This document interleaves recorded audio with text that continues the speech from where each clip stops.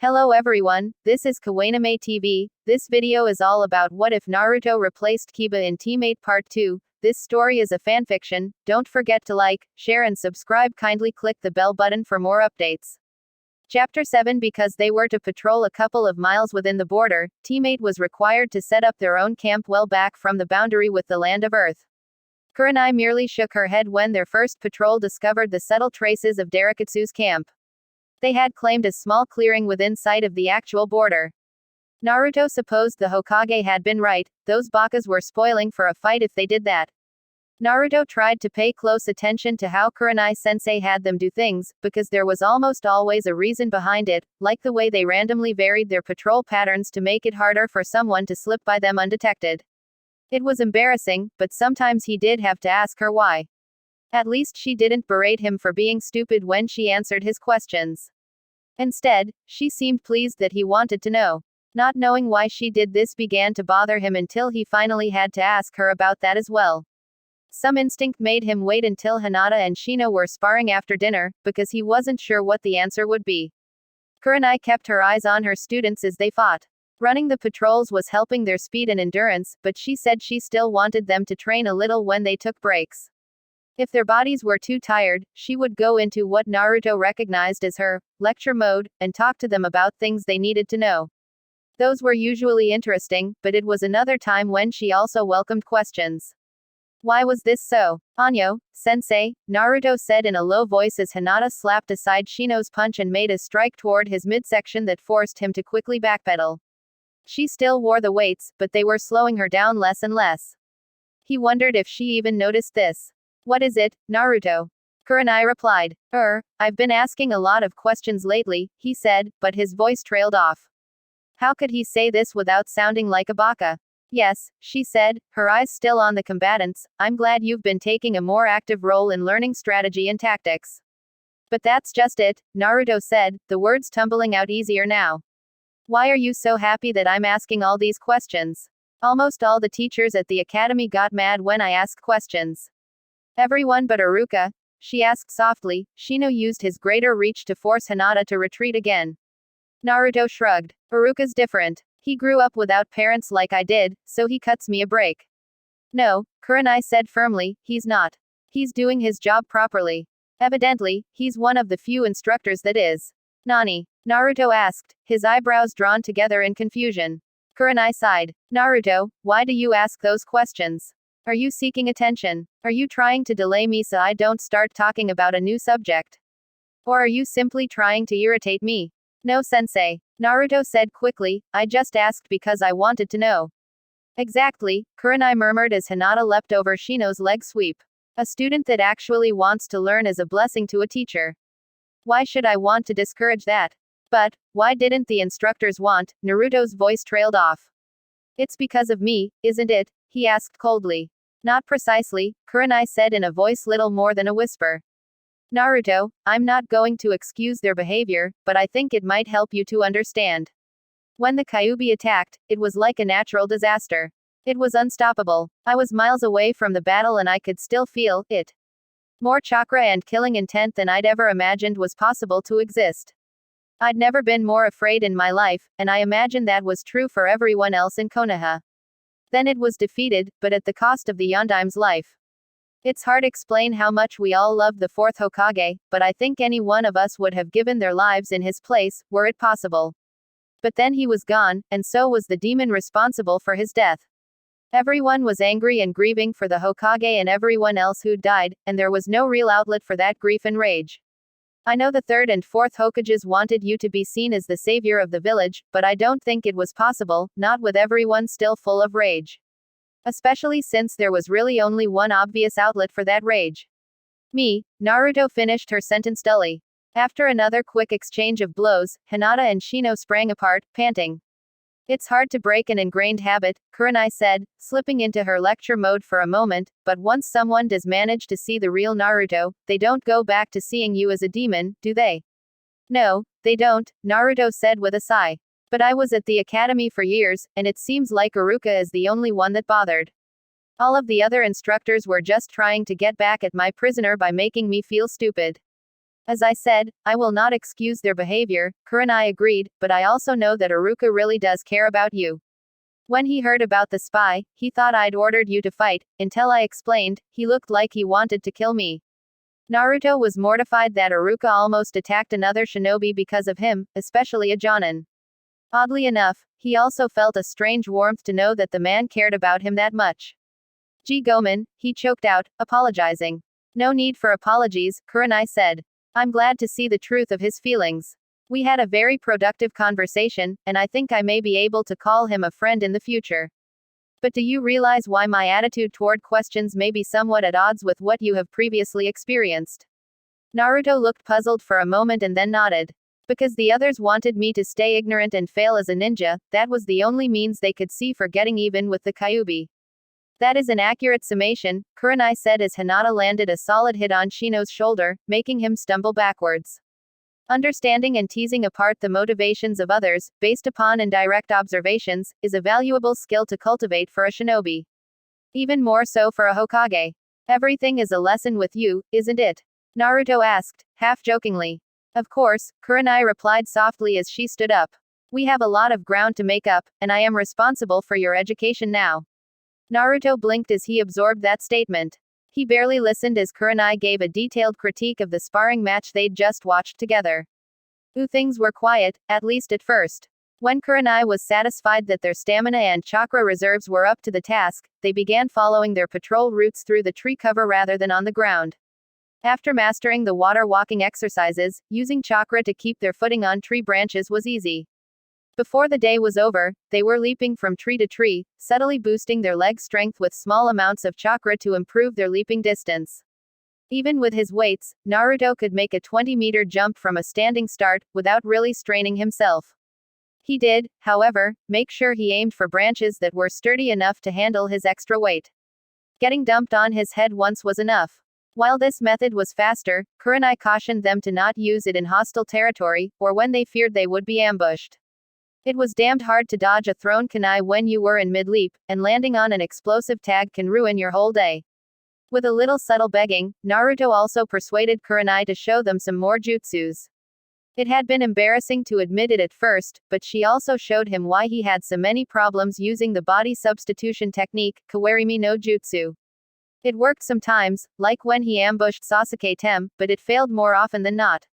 As he suspected, he'd been throwing far too much chakra into the technique, which surprised him at first. He thought moving your body in the blink of an eye, and replacing it with a nearby object would take a lot of energy. Kurenai-sensei merely shook her head and explained that if the common shinobi technique required as much chakra as he used, it would kill anyone weaker than a jonin who tried it.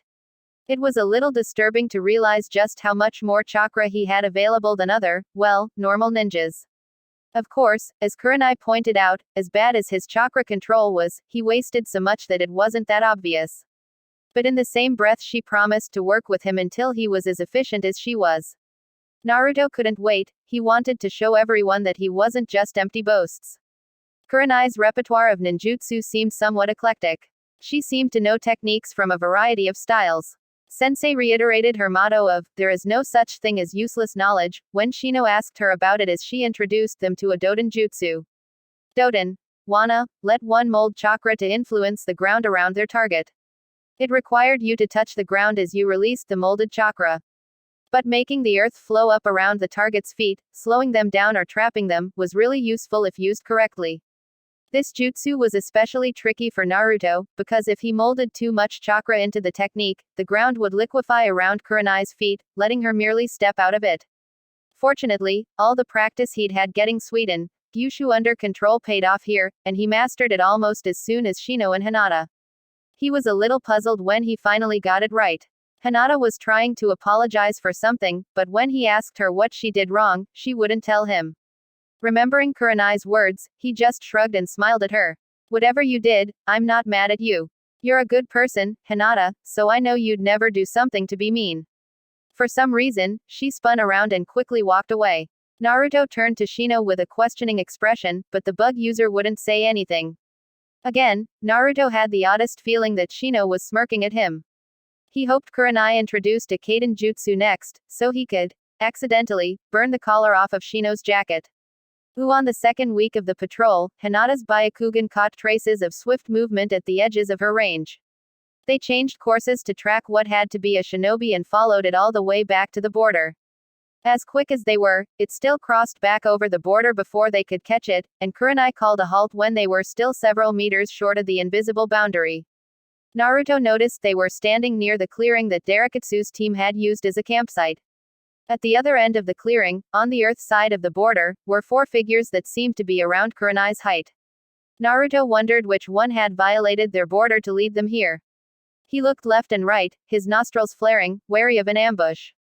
Hinata's Byakugan were active, and some slight motion in the grass around Shino's feet meant his bugs were deploying as well. A few seemed to have taken to the air after moving well away from their host. Have we satisfied your curiosity? Kurenai called out. Somewhat, the largest of the four rock ninjas replied. They were all dressed in tans and neutral grays, and the lower portions of their faces were covered as well. I'm somewhat insulted that Konoha sends a group of children to match us. We are not here to contest with you, Kurenai said firmly. The Hokage does not want any more incidents along this border. Derekatsu was recalled for that reason. That's too bad, the rock leader yelled back with an evil laugh. He was fun to bait, if a bit too predictable. Naruto didn't really want to draw attention to himself, but he'd become rather warm during the extended chase through the trees. He slowly unzipped his heavy jacket so the cool morning air could cool him down. As slight as that motion was, it still drew the attention of the rock shinobi. Naruto froze as he felt sudden spikes of killing intent, radiating from across the clearing.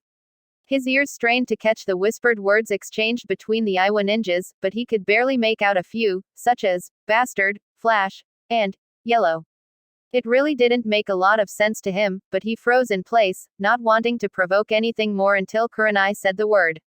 I see your mission is not as innocent as I would have believed, the rock leader called out as they split up and disappeared into the trees. You will not catch us unaware when you come for our blood. Back into the trees, Kurenai hissed. Naruto waited until Shino and Hinata were halfway there before he began backing out of the clearing. His senses seemed extraordinarily sharp, and he could almost hear the individual blades of grass flex under his sandals. As he slipped through the trees, Kurenai caught his eye. Her frown faded as he quickly glanced at Shino and Hinata, verifying their positions. She nodded and motioned for them to follow her. As previously arranged, Hinata sped up until she was even with Kurenai. Her Byakugan was active and checked their path for ambushes or traps. Shino trailed behind them, and Naruto was a little farther back. If any of his team were attacked, he was in a position to see it immediately and counterattack. If he was targeted, Hinata's all-around vision would let them know as well.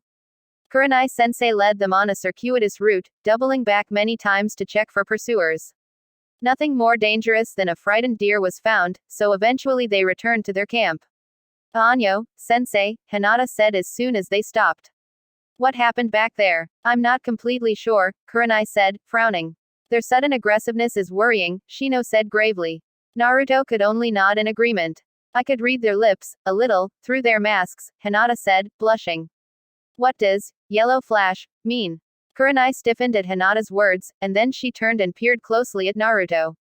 I suppose, if they saw him at a distance, and no real clues for gauging his height, she murmured. She let out a sigh as all three of her genins frowned at her in confusion. All right, I think I know what that was, the Jonin said. You've all seen the carving of the fourth Hokage on the cliff overlooking Konoha, right? They nodded. Well, from a distance, Naruto bears a passing resemblance to the Yondaime, she continued. Did he have yellow hair like I do? Naruto interrupted. Yes, Kurenai replied. And because of that, and a special jutsu of his, he was often known as the Yellow Flash of Konoha. But why would Naruto's resemblance to the fourth Hokage cause such a reaction? Shino asked before Naruto could. Kurenai took a deep breath and sat down on a log they'd moved near the fire pit. Well, as you know, there was a war between Konoha and the hidden village of Stone back before you were born. She paused for a moment while they all nodded. Before becoming the Hokage, the Yondaime was a Jonin who fought in many battles. He was known for his clever plans and skillful leadership. It is suspected that the rock leaders knew of this and wanted to draw him out. Shinobi historians don't know for sure that the Iwa ninjas specifically targeted his students, but we do know that one was killed, an Uchiha named Obito. Kurenai paused, taking a deep breath. Whatever they hoped to accomplish by killing the fourth student, it did not succeed. After his remaining students returned to Konoha to recover, he returned to the battlefields and, well, by the end of the war, over half of the shinobi of Iwagakure had fallen to the Yellow Flash, and the attacks he led. Naruto felt his mouth drop open in shock. That wasn't something they'd lectured about at the academy. He killed half of the whole village, he asked in shock. The shinobi, yes. We were at war, Kurenai said gravely, and that's what happens in a war. Some people think the Sandaime is weak because he favors peace, I call them fools. Naruto shook his head. They can't really believe I'm the fourth Hokage, can they? I mean, that's crazy. Kurenai shook her head. No, those scared people often believe irrational things. But they may think you were sent specifically to intimidate or provoke them. I don't think the Hokage anticipated this reaction when he assigned us this mission. Hopefully, they will be encouraged to stay on their own side of the border for now. If they do not, I will know, Shino added. They stood there long enough for at least one of my allies to climb onto each of them.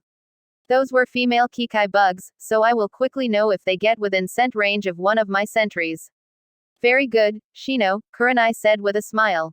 While they initiated this encounter by crossing over into Fire Country territory, we have gained far more than they in the exchange.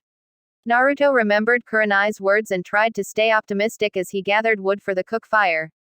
The thought of the heroic Yondaime killing people made him feel ill, but Kurenai was right, it was a war, and he supposed he didn't have much choice. And neither would he, if war broke out again. He wondered who those fools were that Kurenai had talked about, and resolved to be a little nicer to the Hokage next time he saw the old man. The blonde-haired genin went about his chores, but he would think back on this conversation many times in the years to come. The first hint of trouble came from Hinata, whose head snapped around while they were on a routine patrol.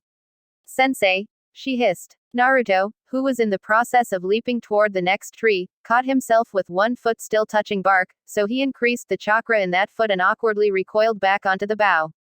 Hinata was looking to the right of their current course. They are under a genjutsu, she said as she shook herself and suddenly launched forward. Naruto watched 4 dark objects drop toward the forest floor from where she'd been standing and knew she'd discarded her weights. Hinata, Kurenai barked, reaching toward the Hyuga genin. Naruto wanted to follow, but he knew he needed to see what was going on. Naruto Majutsu, Chakra Pulse, he growled as he hurriedly crammed chakra into his hara, and then practically hurled it in the direction Hinata had jumped. The recoil nearly blew him backward out of the tree, and the bough his feet were chakra glued to creaked alarmingly. But the ripple sped outwards, knocking a few leaves from the trees like a stiff breeze, and making several figures shimmer into view under a tree in the distance. 3 adult-sized shapes swam into view, 2 of them carrying large bundles. Naruto had no idea who these men were, or why Hinata was attacking them, but he wasn't going to let her go alone. He jumped after her, Shino and Kurenai barely a step behind. Kage Bunshin no Jutsu, Naruto called out, his hands forming the familiar seal sequence as he dropped toward the men. The 3 of them were joined by a score of clones.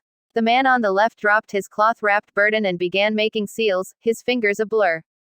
Kaden, Gurindo Fenikusu Kachu, he snapped, and a trio of fireballs sprang from his fingertips.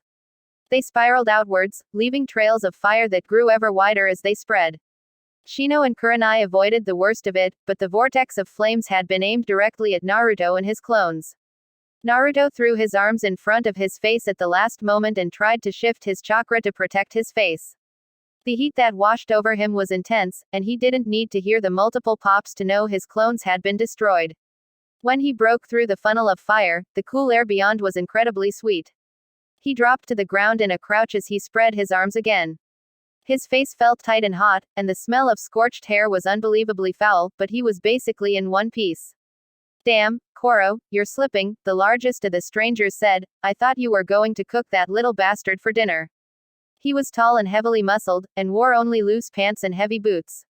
His shaved head shone in the sunlight that filtered through the trees, and his cold black eyes gleamed like chips of obsidian. The man on the right wore a blue and black uniform that contrasted with the fire user's red and black one. He was fending off Hinata with a staff made of gleaming ice, but was having some difficulty handling the weapon while trying to juggle the large bundle he was also burdened with. Finally, he growled in exasperation and threw his bundle into the air and swung the staff at Hinata crosswise with both hands. The staff was little more than a blur, but the Hyuga was even faster as she leapt upward, grabbing onto the bundle with both hands and swinging it onto her back as their combined momentum spun her into a tree trunk. Naruto gaped as her feet found purchase on the rough bark and she ran up the trunk in a continuous motion. She angled toward a large branch and began running along the underside of it without even slowing down. Damn it, we can't let them delay us. Kill them all, the large shinobi barked. An instant later, his hand flashed upward and deflected the kunai Kurenai had thrown at his face. With pleasure, Teisho. Koro snarled, his hands flashing through seals again. Kaden, Kanhao Shaki no Jutsu, he said and a blot of flame shot from his hands toward the still smoldering Naruto. Sweden. Gyushu. Naruto snapped as he ran through the seals. It was a little tricky, trying to align the condensation vortex along a vertical plane instead of a horizontal one, but he didn't have to worry so much about holding back his chakra this time. A spinning chakra vortex a foot wide opened up and the air around them became parched of moisture as a blast of water erupted like a fire hose, intercepting the flame blast. Naruto looked away, blinking rapidly, as steam blasted across the battlefield. There was a loud grunt of pain that brought a fierce grin to his lips. He hadn't missed. A flash of motion drew his eyes to the side. When Hinata reached the end of the bow, she didn't even slow down and instead launched herself toward the ground. She twisted in midair so that she absorbed the impact with her legs, cradling the bundle as she sank into a low crouch. A kunai flashed and the fabric parted to reveal a young girl, bound and gagged, with furious white eyes like Hinata's. The other bundle is Konohamaru-kun, Hinata said as she quickly cut her sister's bonds. Kurenai's eyes widened and she turned toward the package Koro had discarded, but Naruto was even faster. His fists snapped up and he struck himself a sharp blow on each shoulder, and then threw his arms forward. From under the sleeves of his jacket, his forearm weights flew forward and struck the large ninja in the face, staggering him backward.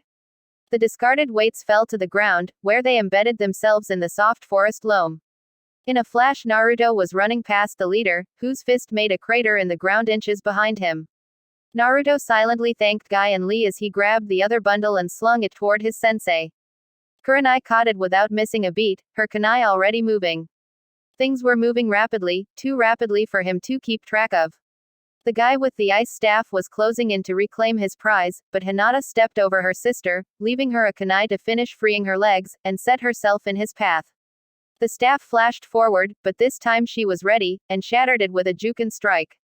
A sharp shard left a line of blood along her cheek and Naruto bared his teeth in a feral snarl. A ball of chakra-enhanced fire struck him in the back, knocking him to his knees as it tried to ignite the tough jacket material. Naruto somersaulted forward, feeling blisters rise on the back of his neck. He raised himself into a handstand, looking behind him. Koro was starting another set of hand seals, but a volley of kunai from Kurenai made him abort that attack and leap backwards. Naruto saw the thrown knives embed themselves up to the rings in the earth and silently reminded himself never to get his sensei mad. He flexed his arms and launched himself into the air, marveling at how much easier this was with half of his weights gone. He struck the quick-release catches for the leg weights as he tumbled, and then snapped his legs out straight to launch them at the flame user. Koro jumped backward to avoid those as well, hissing in frustration. But his annoyance was brought up short when a mass of Kikai bugs swarmed up his legs and Shino's right arm wrapped around his neck, laying a kunai across the front of his throat. The fire user's eyes widened and he froze in place. Good one, Shino. Naruto crowed, then turned back toward the big guy. The leader was moving to help the ice nin with Hinata. Hey Tem, I ain't done with you. Doden. Wanna. He slapped the ground and the soil under the large man's feet writhed and flowed up over his boots. The largest ninja caught himself as he started to stumble. Then he turned toward Naruto and smiled. His skin took on a metallic sheen and his feet began to sink inches deeper into the ground. With a heave, he tore his feet free of the earth snare and began striding toward the much smaller green-clad shinobi. Naruto. No, a shrill voice yelled. Roughened as it was from the gag and whatever else he'd been through, Naruto could still recognize Konohamaru's voice. Don't. He killed Iruka-sensei. Naruto froze in place. He couldn't move, could breathe. He didn't just hear that.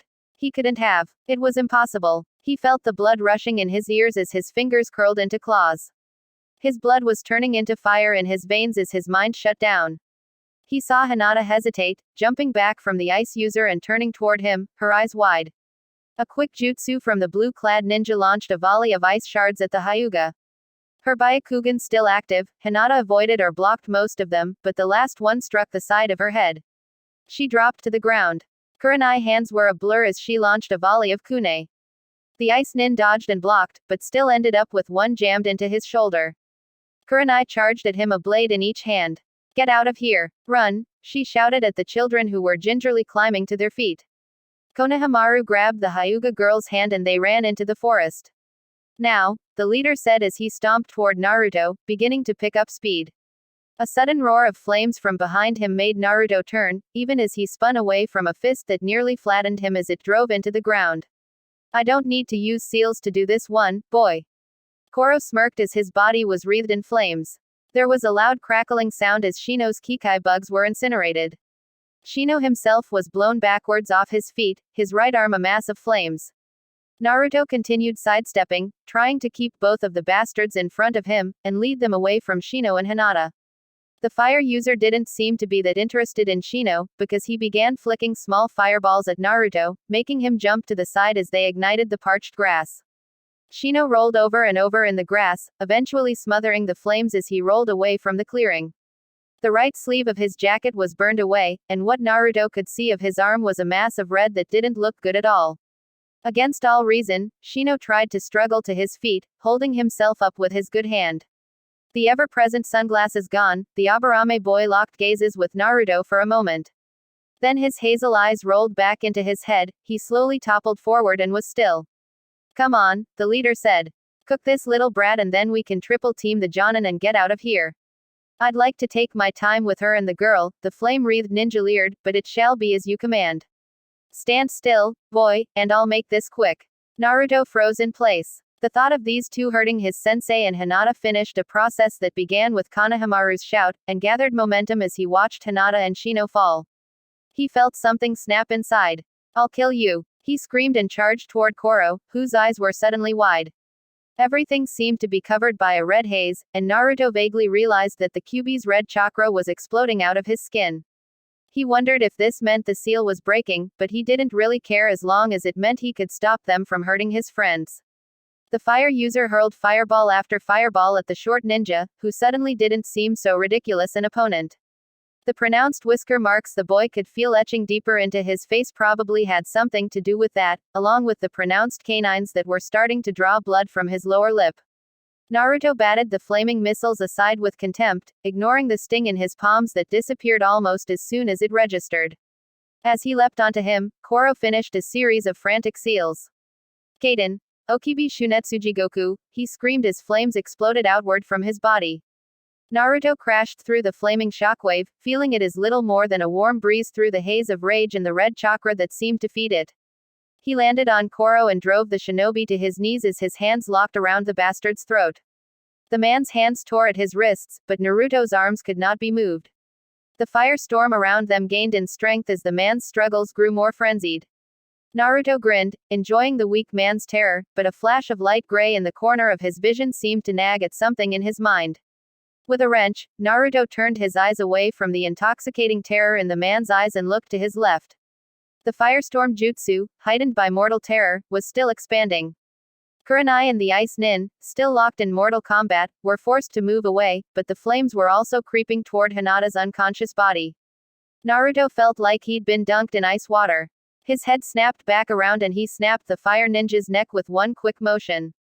He turned toward Hinata, but the metallic ninja was in his way, his face twisted into a rictus of hate. An enormous fist cocked back and rocketed toward Naruto's face, but he simply raised one hand and caught it. The man grunted and slammed his foot into Naruto's stomach, picking him up and throwing backward into a half-burned tree trunk.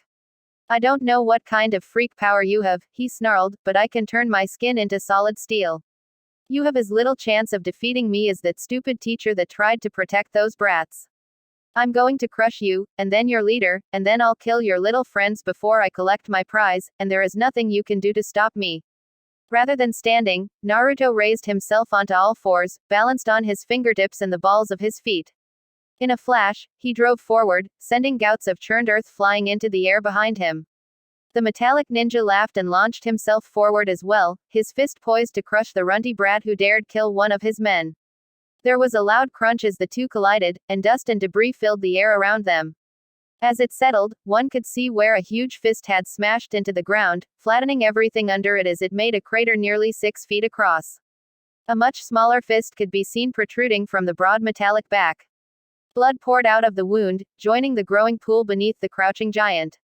Smeared with blood and dirt, Naruto levered himself out from between the dead man's arm and his legs. He'd managed to beat the punch, letting it land harmlessly behind him as he slammed his fist through the bastard's chest, but he hadn't changed back from steel with death, and he was heavy as hell. The blonde genin finally squirmed free and looked for his sensei. The ice user, whom Kurenai recognized from the bingo book as Lisuke the ice knife, was surprisingly skillful with his created weapons, and they'd exchanged over a dozen blows before Kurenai was fatally distracted by the burst of killer intent radiating from her genin. Was the Kyuubi about to break free after all? Seizing his chance, the ice user bound her feet in ice. She instantly threw her kunai at him, but he'd anticipated that and ducked them easily. Another Hyoten jutsu bound her arms at her sides, rendering her helpless. But rather than immediately kill his helpless opponent, the ice nin watched in shock as the blonde brat exploded with a ferocious red chakra and killed both Koro the Flame and Kazuyo the Anvil. Turning toward the boy's Jonin, and now his best ticket to getting out of this alive, he laid the point of his ice sword alongside her throat and hoarsely asked her the question burning in his mind, what the hell was that? The answer came from an unexpected direction, a whisper from behind his ear as the helpless Jonin in front of him wavered and disappeared. Kyuubi no Kitsune, was all it said, sounding almost scared. It was the second to last thing he ever heard. The last was the dull scrape of sharp steel on bone as a kunai was rammed into the base of his skull. Naruto breathed a sigh of relief as Kurenai sensei's genjutsu wavered and faded out, and the last of the kidnappers fell like a puppet with its strings cut. As the red haze disappeared, he suddenly felt horribly tired and sore. After a moment, it was all he could do to stay on his feet. Naruto? Kurenai asked in a quiet voice. Hi, sensei, he answered. Something weird happened. I think it started to get out or something. He shuddered violently. If Kyuubi was in danger of breaking out, he jumped when Kurenai put her hand on his shoulder. Why was she willing to stand so close to him? Kurenai looked him in the eyes as she slowed her breathing and seemed to gather her thoughts. Naruto, she began, from what the Hokage told me, your seal was designed to let some of Kyuubi's chakra filter out into your own. Apparently you drew on that when you became afraid. Naruto nodded, not bothering to correct her. He hadn't been afraid, he'd been furious. If I'm not going to go insane and kill everyone, can we check on Hinata and Shino? I'll take care of that, Kurenai said as she knelt down next to Hinata. Can you track down Sarutobi Konohamaru and Hyuga Hanabi? Naruto nodded and took a deep breath. Konohamaru, he yelled. Yeah, a voice echoed from the trees nearby. Naruto shrugged at Kurenai who had turned toward him, scowling. He never does what he's told to do, Naruto explained. All right, Kurenai said. If you know him, reassure him that everything is all right, and keep an eye on Hinata. I think she's just stunned, and I need to see to Shino. Naruto nodded and slumped down next to his teammate. He was worried about Shino's arm, but Hinata looked so still, lying there like that. Naruto, Konohamaru whispered. Naruto looked up, but he couldn't immediately see the little brat. Maybe he wasn't so bad at the camouflaging art when it was for real. It's safe to come out, Naruto said wearily. We got them. We got them all. They won't be hurting anyone ever again. He tried to push Iruka-sensei out of his mind, but it wouldn't cooperate. He'd never get to treat him to ramen like he promised himself he would, damn it. The bushes to his left stirred and Konohamaru cautiously stepped back into the clearing, still leading the little girl who must be Hinata's sister. The white-eyed girl looked at Hinata's unconscious form with a curious lack of interest. She'll be okay, Naruto reassured her, she just got hit on the head. I'm not surprised she was defeated, the girl said in a clear voice. Her accent was cultured like Hinata's, but the coldness of her words made Naruto scowl. She was not defeated, Naruto snarled, angrily biting off each word. She charged in there and rescued you, achieving her objective. The ninjas that kidnapped you are dead and we're all alive. We won. Konohamaru glanced uneasily from his rival to his fellow kidnapping victim. Ah, that's good, Naruto-san. I'm glad Kurenai-sama was able to defeat them. Naruto sat for a moment, looking down at Hinata. What happened to Iruka-sensei? He asked quietly. Konohamaru looked down. After a moment he sniffed loudly. I'm sorry, Naruto. They grabbed me at recess, but I saw them at the last moment and called out. Sensei tried to stop them, but the big one hit him so hard, I heard his bones break. But Sensei kept trying to get up again. Naruto closed his eyes, remembering how Iruka fought so hard to save him from Mizuki. That sounds just like him. The big one kept hitting him until he stopped moving. I was tied up and couldn't do anything, but they made me watch before they put me in the sack. Sensei W wasn't breathing, the boy sobbed. He should have been stronger if he was going to interfere, the girl snapped. If he'd been properly trained, he would have stopped them and they wouldn't have gotten away with either of us. You shut your mouth. Konohamaru shouted at the younger girl, making her flinch back like she'd been slapped. Her face went red and her eyes narrowed. How dare you? Do you know who I am? The girl snarled. He's the Hokage's grandson, so I believe he outranks you, Naruto snapped, not even counting the fact that you are an awful brat. I can't believe you are Hinata's sister, or that she'd even bother to try and rescue you. His revulsion and grief at what had happened was rapidly turning into anger, and this spoiled brat who badmouthed Hinata and Iruka-sensei was really asking for it. He swallowed his anger with great difficulty and looked down at Hinata. Her breathing was slow and even. Concentrating on that seemed to calm him. He failed to protect his teammates, but at least none of them had died. Shino might be badly hurt though. As his stomach twisted with worry, he heard footsteps approaching. Naruto silently rolled to his feet, bringing his hands up in a taijutsu stance. Konohamaru inhaled sharply, staring at Naruto's right arm.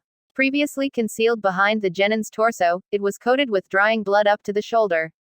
Naruto wearily released his breath and nearly dropped to his knees when Kurenai helped Shino limp into the clearing. There were bandages wrapped around his right forearm, and the sleeve of his red shirt was scorched and seared where it protruded from the right armhole of his jacket. Naruto blinked. Seeing that unexpectedly bright red shirt at a distance, he'd thought Shino's arm had been burned far worse than it was. He felt a small smile tug at his mouth, the first since they'd left for patrol that morning. Hinata stirred at last, rolling onto her side and clutching her head. Naruto carefully pulled a cloth from his belt with his left hand, wetted it down with his canteen, and wiped at the clotted blood along Hinata's hairline. His teammate's eyes shot open and she winced in pain. It's all right, Hinata, Naruto said.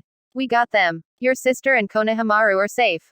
Hinata seemed to relax slightly at this news. My name is Hanabi, the younger girl snapped irritably. Your name will be Face in Mud if you don't shut up, Naruto replied with a glare. It's all right, Naruto, Hinata said quietly. Hanabi, were you injured? No thanks to you. Father will be furious when he finds out you were the first to fall. Naruto thought the girl derived some weird sort of satisfaction from this pronouncement. Hinata sat up quickly, and Naruto noticed she bit her lower lip and shut her eyes for a moment. He glared at Hanabi, but the girl didn't comment.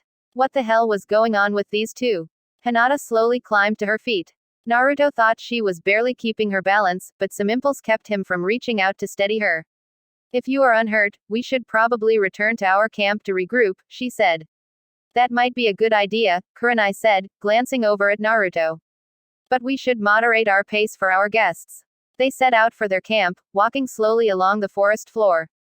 After a few minutes, Naruto felt his energy returning and he no longer had to concentrate to avoid stumbling. Of course, putting his weights back on didn't help the situation. Shino was right in front of him, along with the two young children, both of whom seemed to be a little afraid of the quiet bug nin. Hinata was in the lead with Kurenai. Hinata, Kurenai said, her voice carrying through the still air. I understand that you were concerned about rescuing your sister, but do you think it might have been better if we devised a plan before attacking the kidnappers?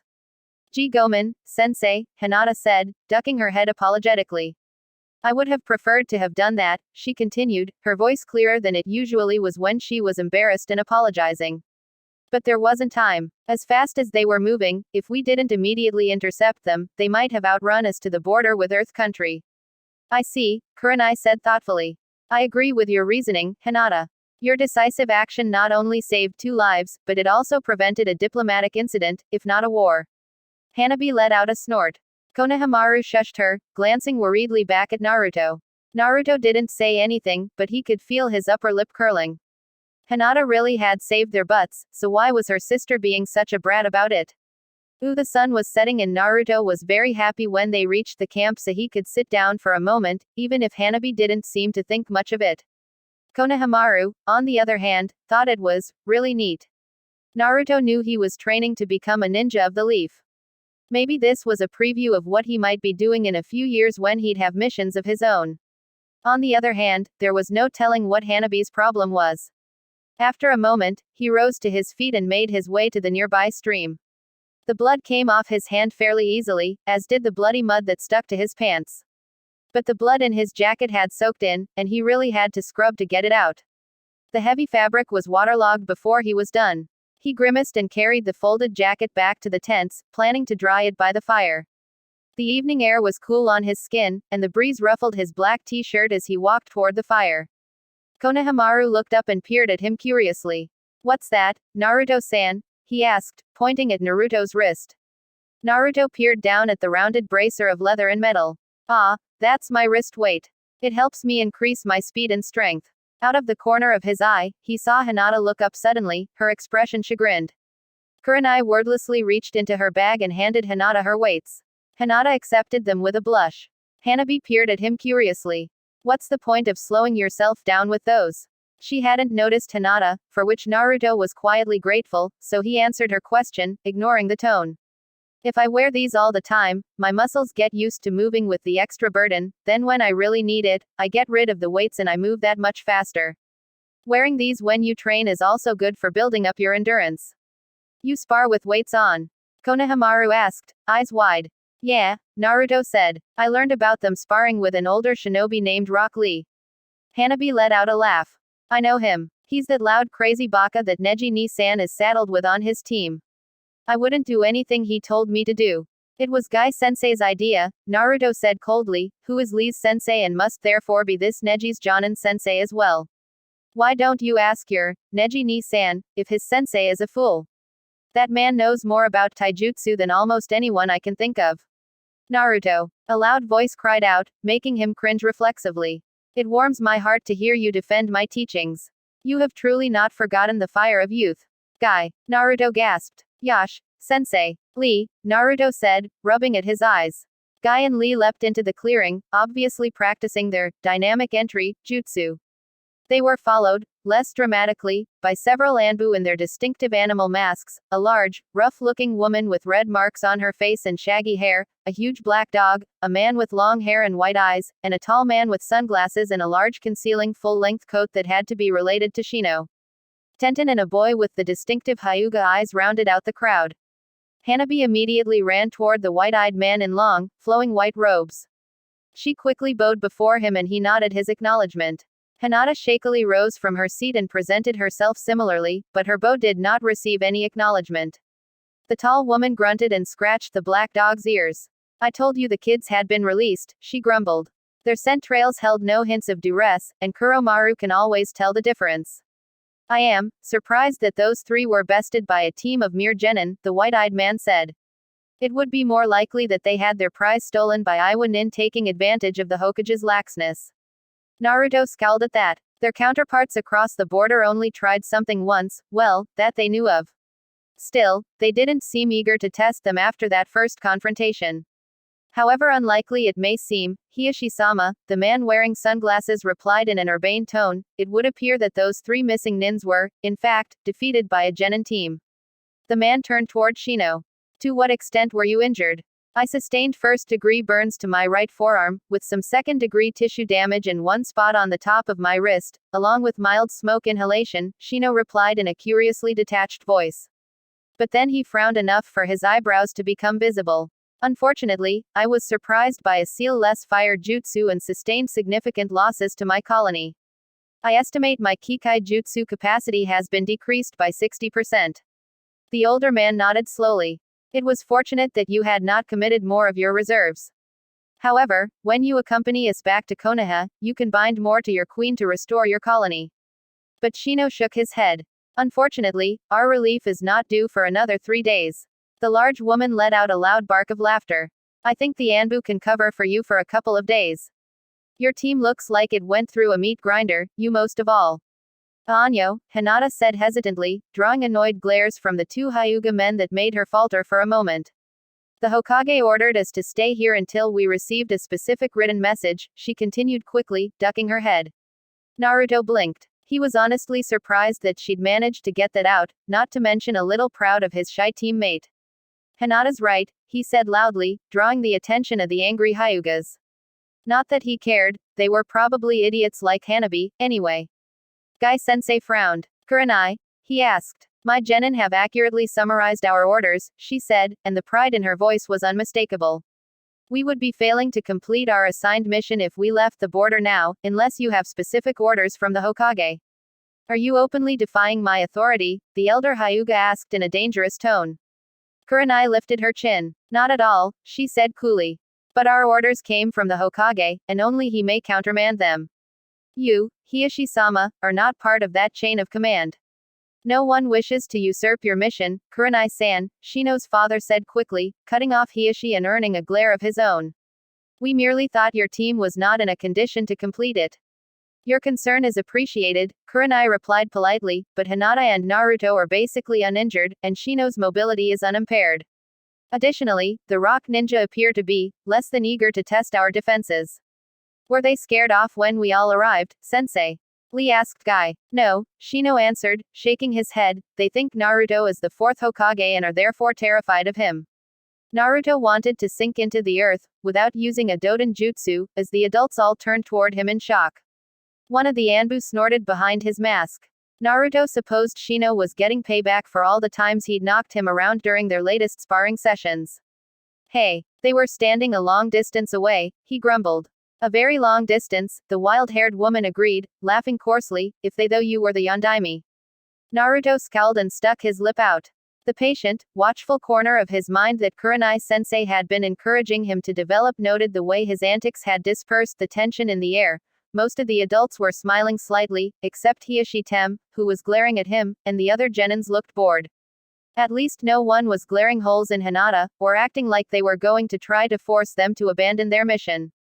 However, the older version of Shino continued after a moment, my son will still be operating with a significant handicap with his depleted Kikai swarm. My sentries are still in place, Shino replied calmly. While I may not have as much directed capacity, Naruto and Hinata's capabilities have grown well beyond my projections. They will more than offset the deficit. Naruto was a little embarrassed that Hinata puzzled out their teammates' words before he did, and was the first to turn toward Shino in mild shock. Was he actually praising their strength, in his own weird way? He found himself anticipating bragging about such an unexpected development the next time he saw Iruka-sensei, then his stomach tried to turn itself inside out and it was all he could do to control his facial expression. I am gratified that your first-hand observations have proven to be superior in terms of accuracy, Shino's father replied. However, there may be another option. I will leave one of my smaller colonies with you, and replace it when I return. Second colony, Shino said, stammering for the first time Naruto could remember. Yes, the man replied. You are due to begin hosting a second group, as you are well beyond my own projections regarding your development. I commend your sensei for her suggested training regimen. He paused to nod slightly toward Kurenai, who returned the acknowledgement, blushing slightly. We have already discussed the theory behind managing multiple queens, he continued, just make sure their reproductive cycles do not conflict and you should do well. Thank you, Shino said as his father put a hand on his shoulder. Naruto tried not to make a face as a large number of bugs crawled out of the man's sleeve and flowed over Shino's collar. Just watching it made him itch between his shoulder blades. He knew Shino probably had him bug-tagged as a precaution, he just preferred not to think about it.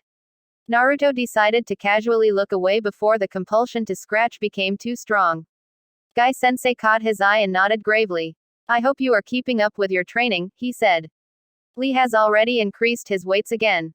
Naruto grimaced. Crap, I've sparred as much as I am able, but we've been working more on jutsus and chakra control. Guy planted his fists on his hips and struck what he probably thought was an encouraging pose. That's all right, Naruto. You can practice those while you are away. Lee and I will get you back in shape when you return. I'll also want to hear about your battle. Those missing nins were serious opponents, and I'll want to hear about your contributions to your team's victory. Naruto made a face, but nodded and quickly changed the subject. There was a question that was eating at him anyway. Do you think the, funeral will be held before we return? Guy frowned in confusion. We won't hold a funeral for those criminals, Naruto. The Anbu will retrieve their bodies for study, but they deserve no better than that for what they did. Naruto shook his head. No, I mean for Iruka-sensei, he said in little more than a whisper. His throat was trying to close for some reason. Just saying it made it all too real. Guy let out a laugh, which sparked a momentary rage in Naruto. Iruka was badly injured, but he was found in time and brought to the hospital. Before the Anbu located the kidnapper's trail, I was told that he is expected to make a full recovery. Naruto's eyes widened. Yada! He screamed as he leapt into the air, pumping his fists.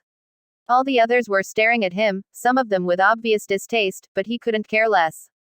Ugai, after a quick consultation with Kurenai, led his team on a quick circuit of the border zone, for practice, as Shino's father, Aburame Shibi, finalized the colony transfer to his son.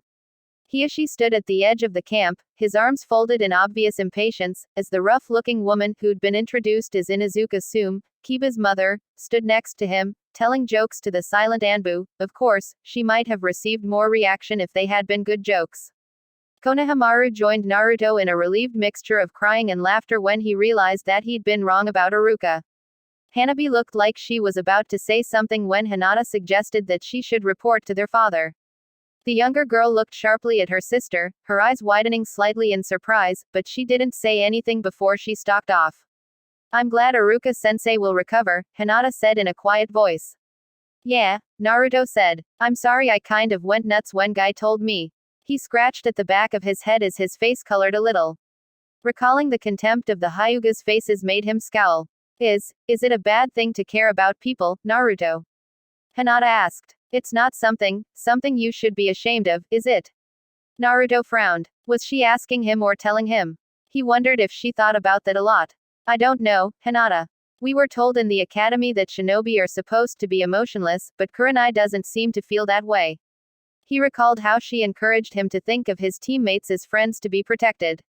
Even if that was his role on Team 8, she didn't seem to just think about it in that way. That's good, too, he concluded after a moment, because I don't want to be a ninja like that, do you? Hinata smiled shyly, shaking her head as her eyes veered downward. You were worried about your sister, weren't you? He asked after a moment's thought. Konohamaru still sat off to the side, listening quietly. Hinata hesitated before nodding. When you grabbed her from that missing nin, you should have seen how you moved, Hinata. You were incredible. I was. She asked. I don't remember, I just remember being scared she would be hurt. Naruto shook his head. You grabbed her and ran up the tree so fast I could barely see you. In a flash, you had her behind Kurenai and were cutting her free. Do you think you would have done as well if you didn't care? Hinata shook her head slowly. Good, Naruto said, and if caring about people is not the regular way for shinobi, well, we'll just make our own way of the ninja, right? Hinata looked up, meeting his eyes for once. Right, she said, her normally velvet soft voice carrying a hint of steel. Naruto couldn't help but smile at her fierceness, and she immediately looked away and excused herself, saying she needed to see about dinner. He frowned at her back as she walked toward the fire. What had he said wrong now? He looked down at Konohamaru, whose face was scrunched up in a frown. I like that nindu, Naruto-san. I'm going to tell Oji-san that I want to follow that nindu as well.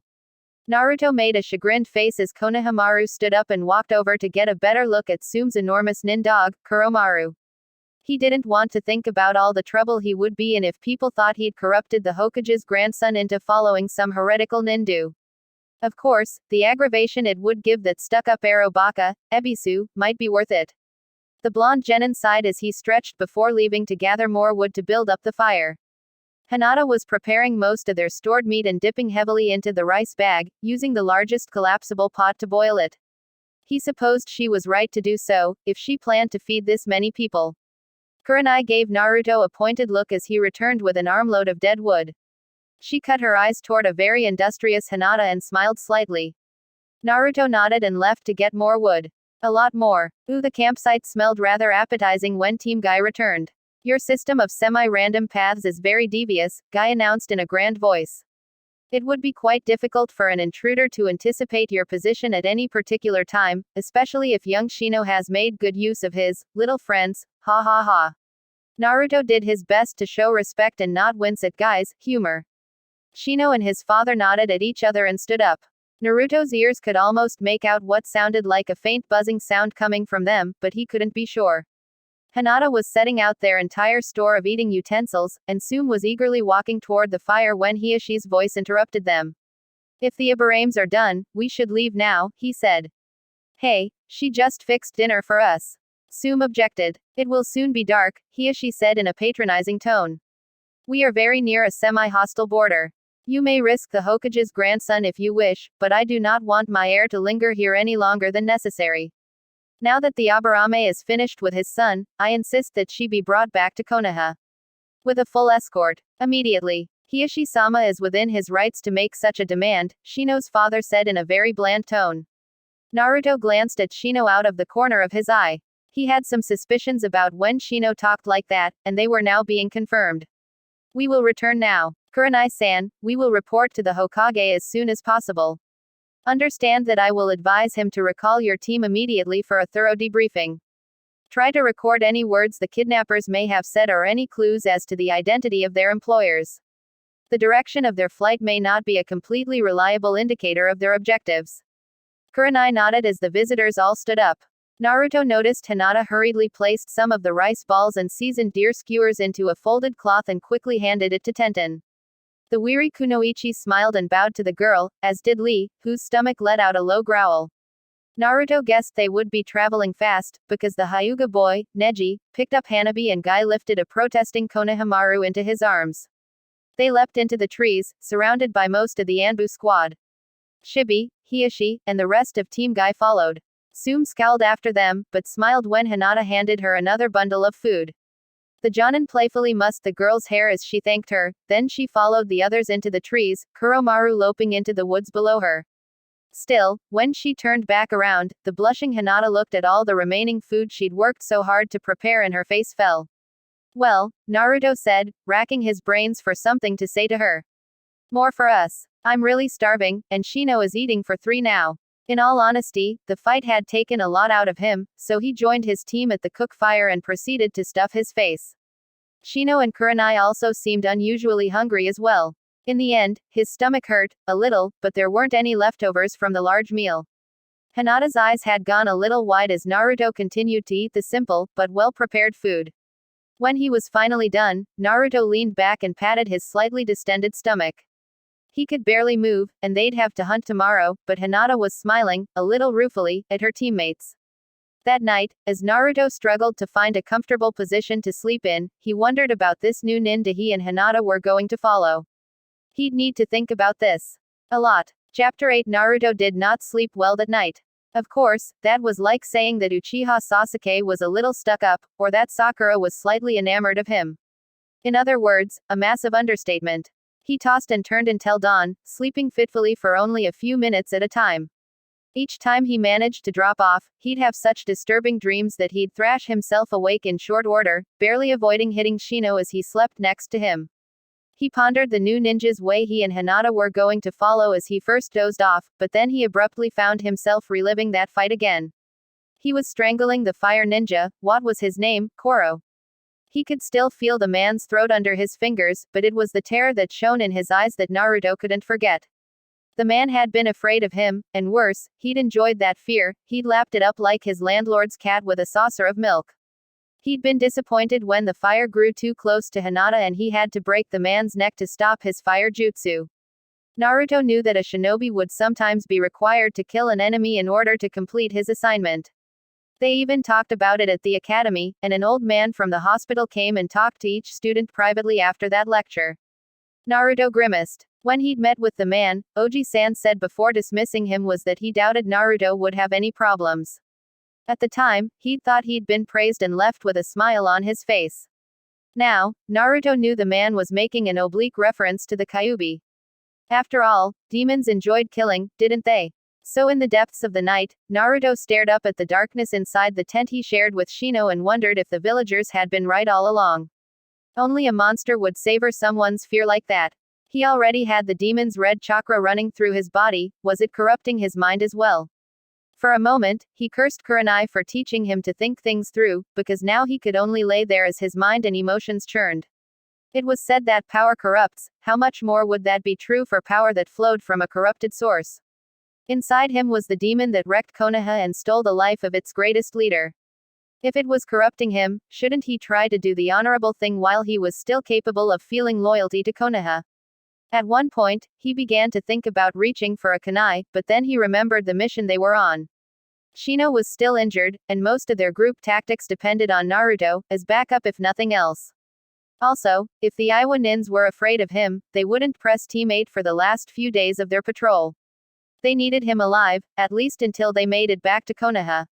Then he could figure out what he needed to do. If something happened to him after they returned, the Hokage wouldn't send them on another dangerous mission until a replacement had been assigned. Maybe someone who wasn't stupid. Naruto slipped the metal ring off of his finger a couple of minutes before his alarm was due to shock him awake.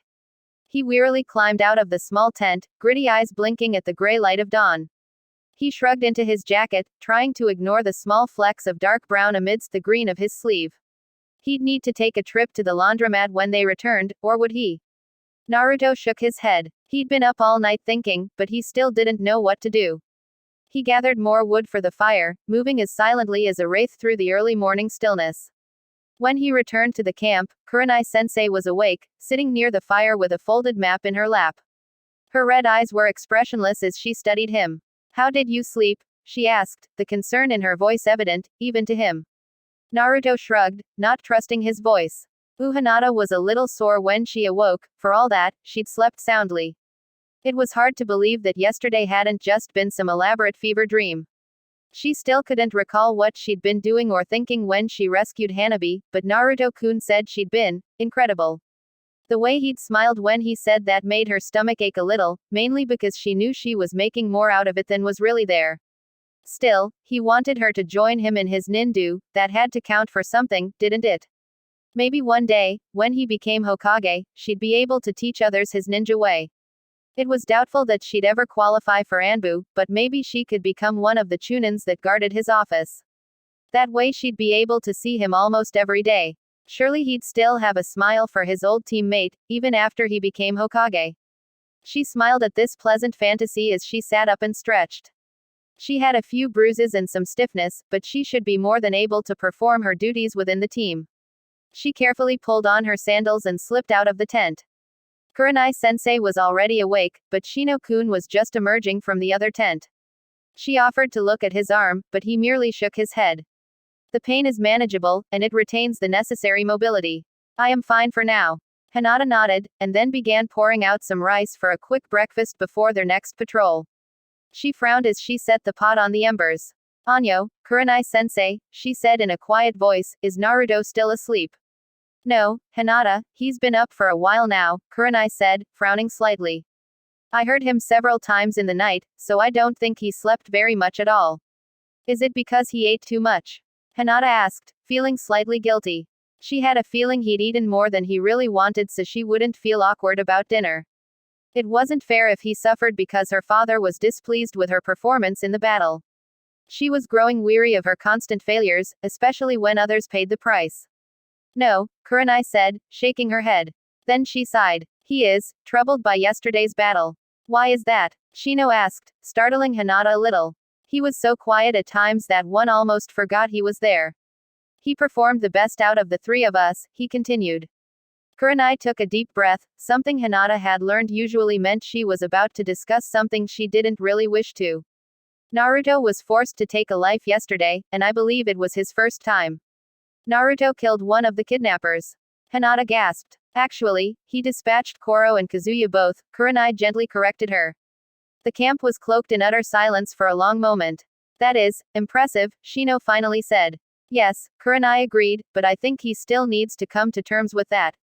We should leave him alone while he works this out. You remember when this issue was discussed at the academy?" Both genin nodded. "Good," Kurenai continued, "then you know it will likely take a little while for Naruto to work through this. But he knows that he did what was necessary to preserve lives and ensure the successful completion of our mission. I don't think he will forget that, but if he is quiet for a while, we shouldn't make a big deal out of it, all right?" Hinata nodded along with Shino, though her stomach churned at the thought of Naruto in turmoil. Sensei was right, they just needed to leave him alone until he could work things out and recover his focus. The old man had told her that the first time was usually the hardest by far. It wasn't good to become callous toward killing, like many did, but one grew better at regaining focus afterward. Naruto worked so hard at everything he did that she had little doubt he would bounce back from this and be his normal self in no time. Unfortunately, Naruto did not return to his normally cheerful self that day. He was unusually taciturn as they ran their patrol route, responding to his teammates with little more than a grunt. Under other circumstances, Hinata might have been crushed, thinking she had angered him in some way, but he was so obviously distraught that, for once, such thoughts didn't even occur to her. After they returned to camp, Kurenai mentioned that they should probably hunt so they will have some meat for dinner. Naruto curtly said that he would see to it. He left their camp so quickly that Hinata wondered if he really just wanted an excuse to be alone. Naruto returned half an hour later, carrying an entire deer across his shoulders. He dumped it next to the fire without a word and stalked off. Hinata stared at the bloody offering. Kurenai gripped the kunai that was embedded in the animal's skull, but she could only pull it out with obvious effort. The scrape of steel on bone was very loud in the otherwise silent camp. Hinata was annoyed to discover that she was pressing her index fingers together again. I will help you dress the meat, sensei, Shino said quietly, but Hinata looked up to realize that he was facing her, rather than Kurenai. As the two of them dragged the deer away from the camp to attend to this task, Hinata looked down at the gathered herbs she'd been organizing for dinner. Hyuga Hinata knew that she had many faults. She lacked confidence and the forcefulness her father said was essential for a strong leader. She was an inferior shinobi that inevitably dragged down the performance of her team, and she was indeed fortunate that they did not despise her for it. But she was not incapable of taking a hint. She followed the path Naruto had taken from the camp. While she had been trained to follow people by noticing traces of disturbed vegetation or trampled grass, this was hardly necessary. All she had to do was follow the splashing sounds. She found Naruto squatted by the small stream, scrubbing vigorously at his hands, which were already reddened from the rough treatment. He was muttering something under his breath that she couldn't quite make out, something about, over and done with. For an unhappy moment she wondered if he resented her and Shino for not doing more during the battle. Perhaps if they had, he wouldn't have been forced to kill. Her steps faltered and she almost turned around. But then she remembered that Naruto was seldom quiet when he didn't think something was fair. When they trained together, he wasn't cruel, but he also didn't mince words the few times he didn't think she was doing her best. He said he'd learned that from Guy-sensei, but after seeing the Jonin's dynamic entry technique, she wondered what else Naruto had learned. At least her confidence in Naruto kept her moving forward toward the stream bank. As she approached, the blonde Genin's head swung around so fast that Hinata flinched back in spite of herself. Naruto's scowl vanished in an instant as he looked chagrined. Sorry, he muttered. Hinata tried not to think too hard about what she was doing. Anyo, Naruto, you don't seem yourself today, she finally said. Hinata didn't understand how what she said could have struck a nerve, but Naruto's face immediately shut down. Maybe because I'm not, he snapped. Hinata was glad that her feet seemed frozen in place at his obvious signs of temper. That made it easier for her to stand her ground. At the academy, the doctor who came in, he told me that the first time is usually the hardest, she said, looking downward. Really? Naruto asked in a darkly sarcastic tone she'd never heard him use before. Well, he told me he didn't think I'd have any problems at all, like I'm some monster that would probably enjoy killing, he added bitterly. Hinata felt her stomach contract into a ball of ice, as much for his tone as for the words themselves. Why had the old man told Naruto such a cruel thing? The rage she'd felt burning in her heart when she faced the spy was back, blazing even hotter than before. Did he really say that? She asked in a quiet voice, her hands shaking as she clenched her fists at her sides. Naruto nodded wearily, his expression puzzled. That's bullshit, she yelled at Naruto, using a word she'd picked up from him in their training sessions. Naruto flinched back like he'd been kicked, lost his balance, and fell into the stream. Hinata's hands flashed to her traitorous mouth as her eyes widened in horror. How could she have done such a thing? Splashing and sputtering, Naruto struggled to his feet, water streaming out of his uniform. Hinata felt her heart breaking as she realized what she'd done. He'd never forgive her for this. He might even ask to be transferred to another team. He'd definitely never train with her again.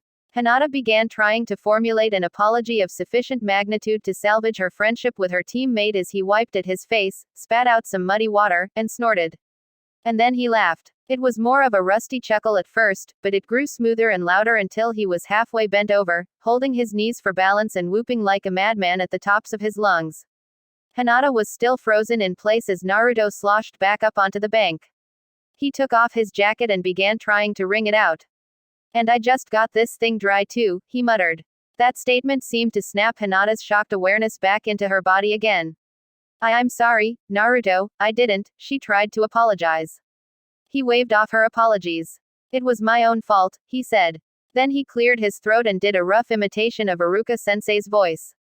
"But I am just shocked, I tell you, at such coarse language." Hinata felt her face reddening. I didn't mean to, I was just," her voice trailed off and she took a steadying breath. She raised her chin and looked Naruto squarely in the face.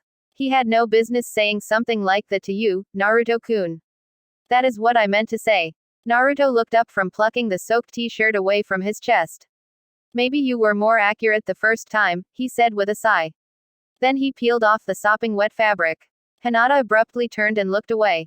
She listened to more water droplets hit the grass behind her as he slowly wrung out his shirt. He wasn't doing anything provocative, but she was still intensely uncomfortable.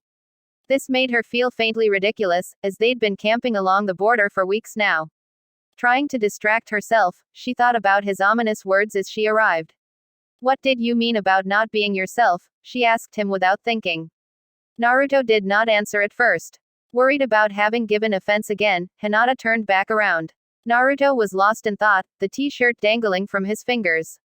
He looked up at her after a moment, and then pulled it back on. When he met her eyes again, Hinata was stunned to see something she hadn't expected to see. Fear. Her teammate, who killed 2 missing nins to protect them the day before, was showing more fear than she'd ever seen in him before. Was it possible that the old man had been right, and that Naruto was somehow destined to become some kind of mentally unbalanced killer? Something about that just didn't ring true though. This had to be bigger, much bigger to scare the future Hokage of Konoha. Somehow, thinking about things bigger than Hokages let something begin to fall into place in her mind. "Does this have something to do with the red chakra?" she suddenly asked. Naruto slumped to the ground like his legs could no longer bear his weight. He sprawled next to his damp jacket. "Yes," he whispered. Hinata felt uncomfortably like an inquisitor, standing over him like that, so she gracefully knelt on the grass next to him. "I noticed the seal on your stomach, the first time you used your chakra pulse technique," she said slowly. "At first I thought it was some training method you used to build up your chakra. But I consulted all the scrolls one could find on seals, and the only things I could find that used seals that complex were prisons," Naruto said quietly, cutting her off. He stared at her for a long moment, his expression indecipherable. Hinata was almost afraid to breathe, wary of breaking this fey mood he'd fallen into. This was important, she knew it the same way she knew Naruto would find a way to become Hokage someday. But why was she almost shivering with fear? "They never celebrate my birthday," he said slowly, his eyes never leaving hers. "Why?" she asked in little more than a whisper, even as her heart wrenched with pity and that cold voice in the back of her mind told her that she didn't really want to know the answer to that question. Better to let things go on as they were. Naruto sighed. "I was born on October 10th, 12 years ago," he said. Hinata had always been the fact-checker for their group planning sessions, but everyone in Konoha knew what day that was. "That's the day the Kyuubi," her voice trailed off as her eyes went wide. Naruto looked down, but not before Hinata saw the light go right out of those bright blue orbs. The 4th Hokage couldn't kill it. No one could. So he sealed it into a newborn infant.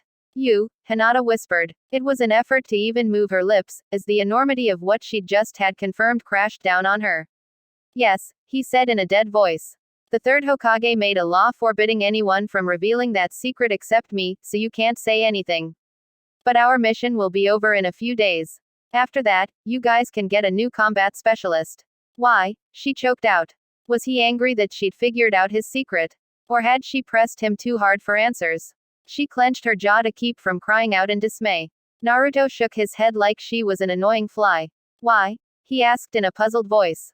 "Hinata, there's a demon inside of me. It almost got out when I was fighting those guys, I could have killed all of you. Did you try to let it out?" Hinata asked, trying to suppress her revulsion at what had been done to him. To be honest, there was some fear as well. Her clan had suffered heavy losses when the Kyuubi attacked, losses they had yet to recover.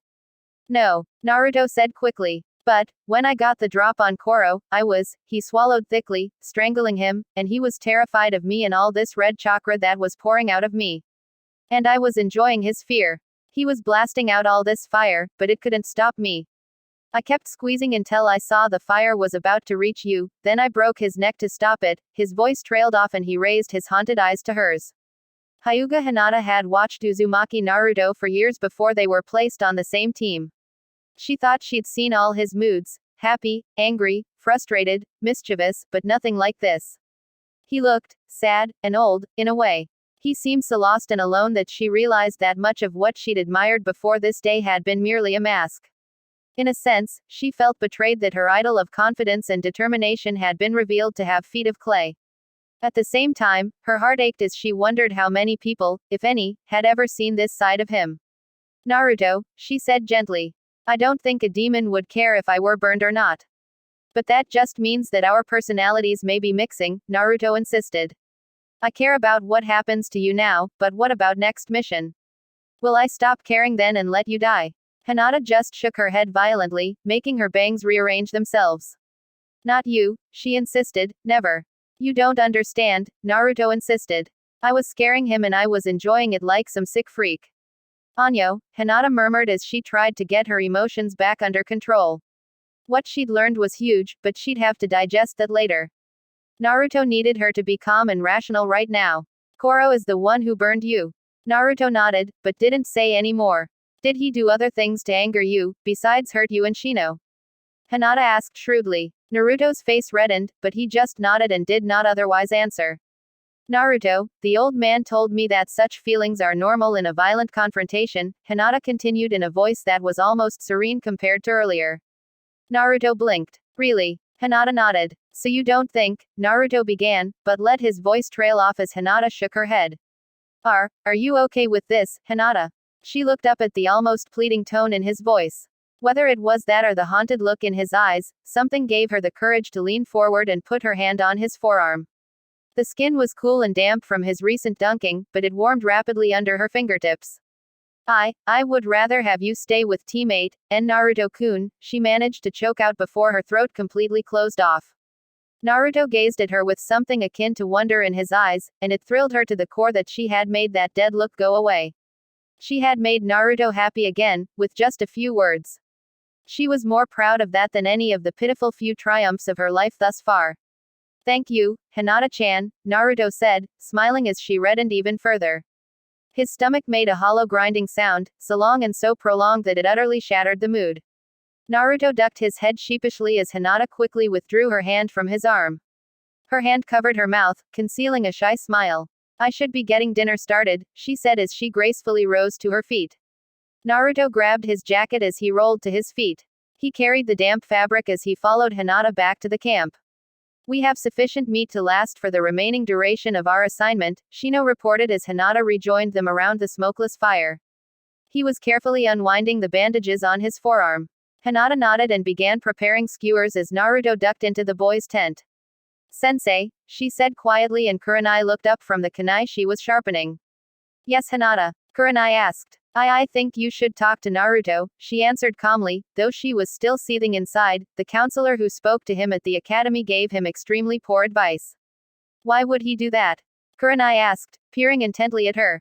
Anyo, Hinata said, her eyes flickering over at Shino for an instant. I am not permitted to say, she replied. Does this have to do with the Kyuubi? Shino asked in a perfectly normal tone of voice. Hinata froze in place. Naruto's head shot out of the tent at the word, Kyuubi. He frowned at Hinata, who began stammering denials of having broken the law as he crawled out of the tent in a pair of shorts and a dry t-shirt. I am not stupid, Naruto, Shino said evenly, turning toward the boy and beginning to tick off points on his fingers. You have a chakra capacity exceeding that of most Jonin, even thought you have just become a genin. You can master highly chakra-intensive techniques with far more ease than you can master less demanding ones, suggesting that your chakra capacity is literally filled to overflowing most of the time. Even the most forthcoming adults of Konoha are strangely unwilling to discuss the reasons why you are shunned by most. There are no physical relics from the nine-tailed fox, even though our history texts state that it was slain by the fourth Hokage. Your physical stamina is superhuman and you recover from minor injuries at a rate unprecedented for someone not under a physician's care. Your birth date is a matter of public record, as are the unusual birthmarks on your face. And finally, when we spar, I can have half my colony feed off of your chakra until they are replete and you do not even notice. He closed his hands and seemed to look Naruto squarely in the eyes. I am neither stupid nor unobservant. Hinata's mouth was hanging open, though she was relieved that Naruto knew she hadn't revealed his secret. Their sensei looked both proud and amused. The last member of their team was neither. You stuck your bugs on me when we sparred. Naruto demanded, outraged. That's cheating. I was curious as to whether your increased speed was from chakra or purely physical conditioning, Shino replied. Naruto made a face. I am so smashing them if you do that again, he threatened. It would be useless to do so, Shino replied, since you seem to have inexhaustible chakra reserves. It is also not good for the Kikai to gorge on chakra. You get fat bugs? Naruto asked, and then gave a shudder. Never mind, I don't want to know. How long have you? I have suspected for a while. Our last sparring session at the inn was the last data I needed. I finalized my conclusions and eliminated the alternative hypotheses after we established our camp here. The only possible explanation for the observed facts was that the Kyuubi had been sealed to you or merged in a similar fashion. The bug user looked down and began smearing a clear ointment on his burned wrist. Naruto came out of the tent to sit down by the fire. In his black t-shirt and dark orange shorts he looked younger, in a way. His weights were still visible on his arms and legs, but Hinata almost didn't even notice them anymore. He rubbed at his eyes and Hinata remembered Sensei saying he hadn't slept well the previous night. Sashino, do you have a problem with this? It being sealed inside me, he asked. The Hokage would not have placed you on a genin team if you were dangerous in any way, Shino responded. Our sensei is unusually solicitous of our physical safety, and she does not seem apprehensive regarding your presence. Your more unusual attributes, which I surmise are effects of the Kyuubi being sealed inside you, have proven to be an asset, both in training and during confrontations. Naruto nodded slowly at this, but Kurenai-sensei spoke up. You have spoken about the Hokage's motivations, as well as my own, Shino, she said. What are your personal observations? Shino glanced at their sensei with what Hinata might have considered annoyance, had it come from another. He paused briefly, and adjusted his glasses before speaking. Based upon my interactions, I find the reactions of the villagers to be illogical and poorly thought through. Naruto bears them far less ill will than many others would in his position, something that would be impossible if he were being influenced or possessed by a demonic entity. Also, his solicitude toward certain of his superiors and colleagues is at odds with such a negative characterization of his personality. Naruto just blinked at their teammate. He turned toward Kurenai-sensei. He's saying that you're too nice a person for him to worry about that, the Jonin said with a sigh. Oh, Naruto said. He turned back toward Shino. Why didn't you just say so? He asked. Shino did not answer, and instead began rewrapping his bandages. Hinata moved to help him, but he waved her off, proving to be surprisingly dexterous with his left hand. Hinata went back to preparing the skewers while they all sat in silence. Naruto propped up his jacket and pants to dry near the fire, flashing a grin at her embarrassment, then began feeding small twigs into the flames. Kurenai took out a kunai and began slowly filing a nick out of the blade. Hinata? Kurenai asked after a few minutes. Yes, sensei. Hinata answered as she packed fragrant herbs around the sliced fragments of meat. Another pot of rice simmered over the coals. Why did you say I needed to talk to Naruto? The Jonin asked as she tested the edge of the kunai she'd been sharpening. Hinata swallowed. She gave Naruto an apologetic glance. Sensei, I do not believe Naruto received the proper instruction at the academy. On the subject we discussed this morning. Kurenai-sensei's eyes widened as she seemed to understand what Hinata was hinting at. Hinata didn't want to repeat Naruto's painful words if she could help it. The idea of anyone saying that to someone training to be a shinobi was awful, but saying it to someone like Naruto-kun was just unforgivable. Sensei seemed to share her opinion because her eyes narrowed and the air suddenly felt much colder. The three genins froze in place as the killer intent swept over them. It was fortunate that all of them knew they were not the target of this rage. Naruto, come with me, Kurenai snapped. Naruto jumped to his feet and followed their sensei out of the clearing without a word. Hinata swallowed and resumed preparing dinner, hoping that the familiar task would soothe her taut nerves. Naruto was thoughtful as he and Kurenai returned to their camp, following the appetizing smells of Hinata's handiwork. He was a little embarrassed that he hadn't really considered that the old man might have sought to sabotage him as much as the instructors who hated him. The old man was an expert on human psychology, which was why he conducted the counseling sessions, and he'd known his own subject well enough to know how to conceal his distaste for the Kyuubi's jailer. That's what made his false advice and assessment so effective. But it didn't make Naruto feel any less stupid. Kurenai's anger had been awe-inspiring, not to mention a little frightening. When they'd withdrawn far enough from the camp for a private discussion, she made him sit on a fallen log and tell her everything that was said during the counseling session. Before he was even halfway done, she was up and pacing as he talked. When he was finished, she turned away from him for a moment. Her hands moved too quickly to see, and a trio of kunai embedded in the trunk of the tree she was facing. That wasn't so unusual, but the fact that they'd penetrated halfway up the handles was. After retrieving her kunai and taking several deep breaths, Kurenai-sensei explained what he should have learned at the academy, before ever graduating, before even thinking about going on a mission. As a shinobi of the leaf, he would sometimes be placed into mortal conflicts, and inevitably would have to take a life. That was part of the job, and it didn't make him a monster to have done so. More important were the details.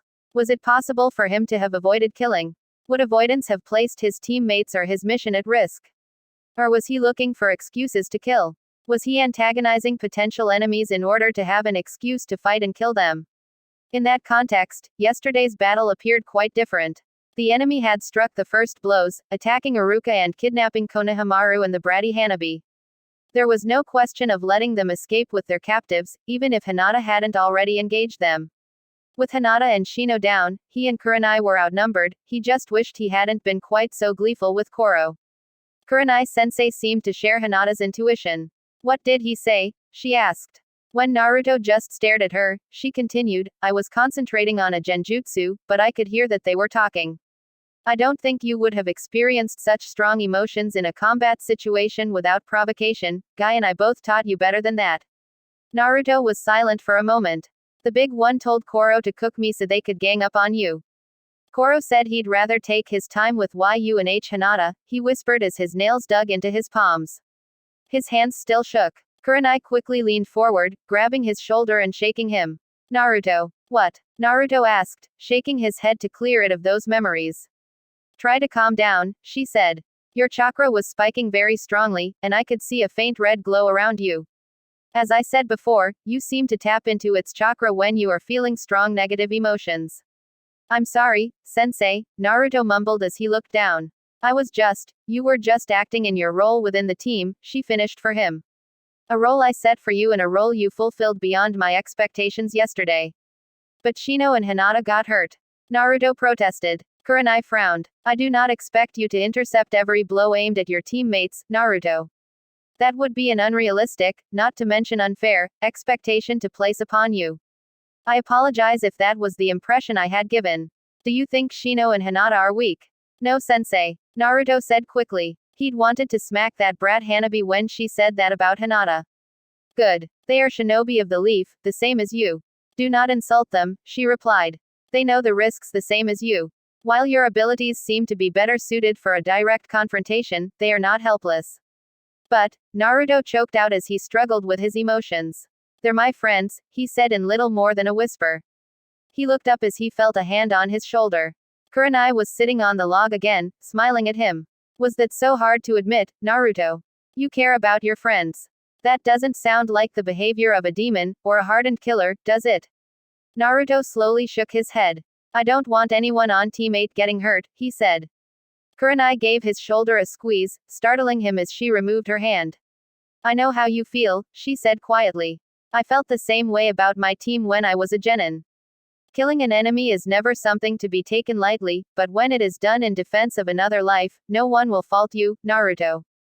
But I was enjoying, Naruto protested. Their threats made you angry, didn't they? His sensei asked. Naruto took a deep breath and nodded. He didn't even want to think about that again. That person also taunted you as we fought, Kurenai added. While you did not allow him to goad you into making a mistake, it is understandable that you might feel a sense of vindication when you were finally able to come to grips with him. Does that make sense to you?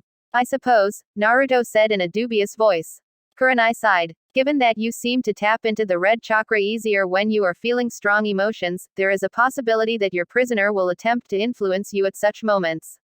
However, your behavior during that skirmish was well within the bounds of acceptable behavior for an active duty shinobi. Stay on your guard the next time this happens, and I am sure you will continue to make me proud to have you as a student. Naruto felt like he'd been clubbed. Be proud? He stammered. Kurenai just stared at him incredulously. Naruto, you defended your team and defeated 2 enemies of higher rank. I am not sure I would have been able to defeat all 3 at once, so you quite possibly saved several lives yesterday. Do not let your concerns blind you to the fact that you performed your role well above my expectations. Naruto felt like an idiot, sitting there with his mouth hanging open. But he was completely numb. An hour ago, he'd been thinking about, well, never mind. Now, his sensei was telling him that what he'd done yesterday made her proud of him, and that he had done nothing he needed to worry about. It was almost too much for him to deal with. Kurenai sniffed the air. I think Hinata has dinner almost ready. We'd better get back or we'll hurt her feelings, right Naruto? He nodded dumbly and stood up to follow his sensei back to the camp. His mind was still trying to catch up, but he knew it would. Eventually, Ushino carefully flexed his right hand, feeling the dull ache as the skin pulled taut under the bandages. The medicinal cream Hinata loaned him was surprisingly effective at dulling the pain. When he asked her where she had purchased it, she shyly admitted that she'd made it herself. He wondered how she had become so adept at medicinal preparations, but he wasn't sure he really wanted to know. While Naruto wasn't the most perceptive of shinobi, he had been able to sense that something was not right with Hinata and the other Hyugas. It was hardly his place to pry into the workings of another Konoha family, let alone a clan with the influence and secretive nature of the Hyugas.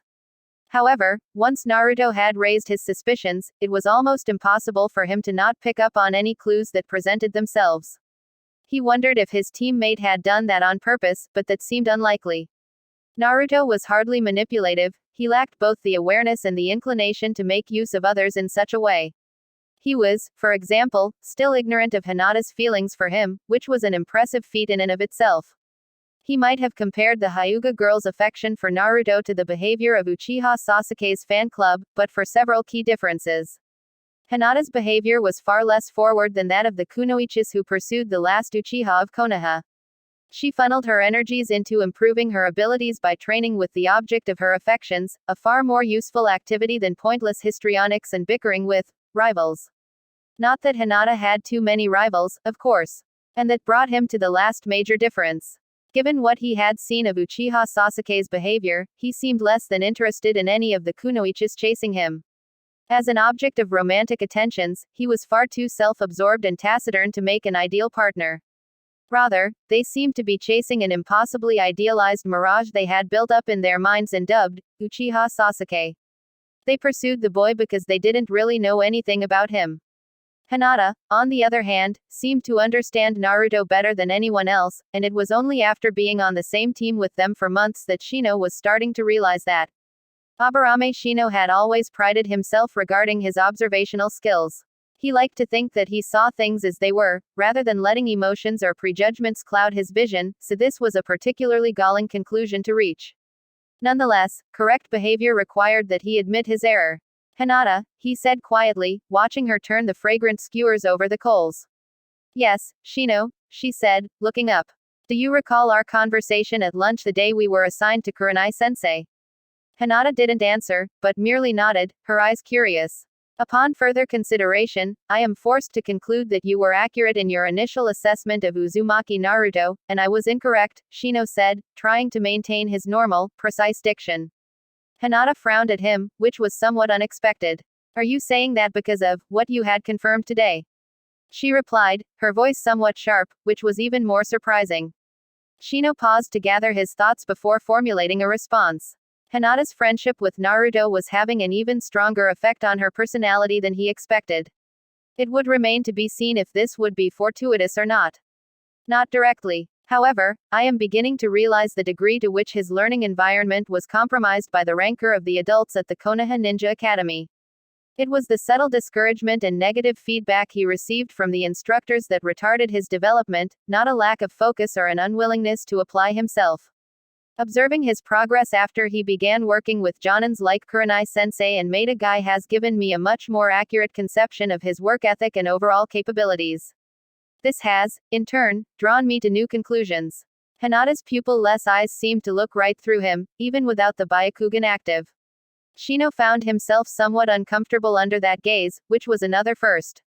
While he'd hoped Hinata would be able to coax Naruto out of his funk, he had no idea what passed between them while he and Kurenai dressed out the deer. Whatever transpired, it seemed to have had a significant effect on both of them. Naruto had revealed his secret to someone, probably for the first time, and it seemed to have galvanized the normally shy Kunoichi. What are your conclusions? Hinata asked, snapping Shino's mind back to the present. I think you may be correct regarding his potential. With help, he may well become Hokage someday, Shino said. Hinata's eyes widened slightly, and then she nodded. With our help, she added. Shino computed the probabilities of him recovering consciousness yesterday before one of the kidnappers killed him. Without Naruto's presence, they were marginal at best. With our help, he agreed. Thank you, Shino-kun, Hinata said, smiling. Shino straightened his glasses. Konoha will prosper with a strong Hokage, he said. Naruto felt almost giddy with relief as he sat down next to the fire. Shino and Hinata looked up as he and Kurenai returned, but Hinata just smiled and returned to her cooking while Shino did whatever he did behind that collar of his. I'm sorry I was acting like a jerk earlier, he said. Shino made a small noise that almost sounded like a snort. Anyo, Naruto, Hinata said as she carefully laid the hot skewers on the plates, we understand now. He smiled and scratched at the back of his head. It was a little uncomfortable, being around them after the conversations he'd had with Shino and Hinata. It was strange, he'd been dreading revealing his secret for so long, but once it was done, and nothing bad had happened, he still felt oddly exposed. He slowly began to relax as they ate. Hinata had outdone herself again. He didn't know how she'd managed to gather so many fresh greens to go with the rice and meat, but they added a nice touch. It wasn't ramen, but it was really good. Maybe she used her Byakugan while they were patrolling. As they ate, Kurenai discussed their plans for the remaining 3 days of their assignment. They would need to keep an eye out for their relief, but any shinobi without a properly sealed scroll should be treated as potentially hostile. It was not unknown for an infiltration team to take advantage of the changing of the border guards. When they finished, Naruto jumped up to collect the plates. When he bent over to get Hinata's, he gave her a big smile. That was really good, Hinata-chan. While she blushed, for once Hinata didn't look away when he said something nice to her. Thank you, Naruto, she replied in a small voice. He gave Kurenai-sensei a big grin when he grabbed her utensils, which she returned with a raised eyebrow. Shino's plate still had a little rice left on it. You sure you ate enough for all those extra bugs? Naruto asked him in a worried voice. I don't want them chewing on me in the night if they get hungry. Shino made an exasperated sound.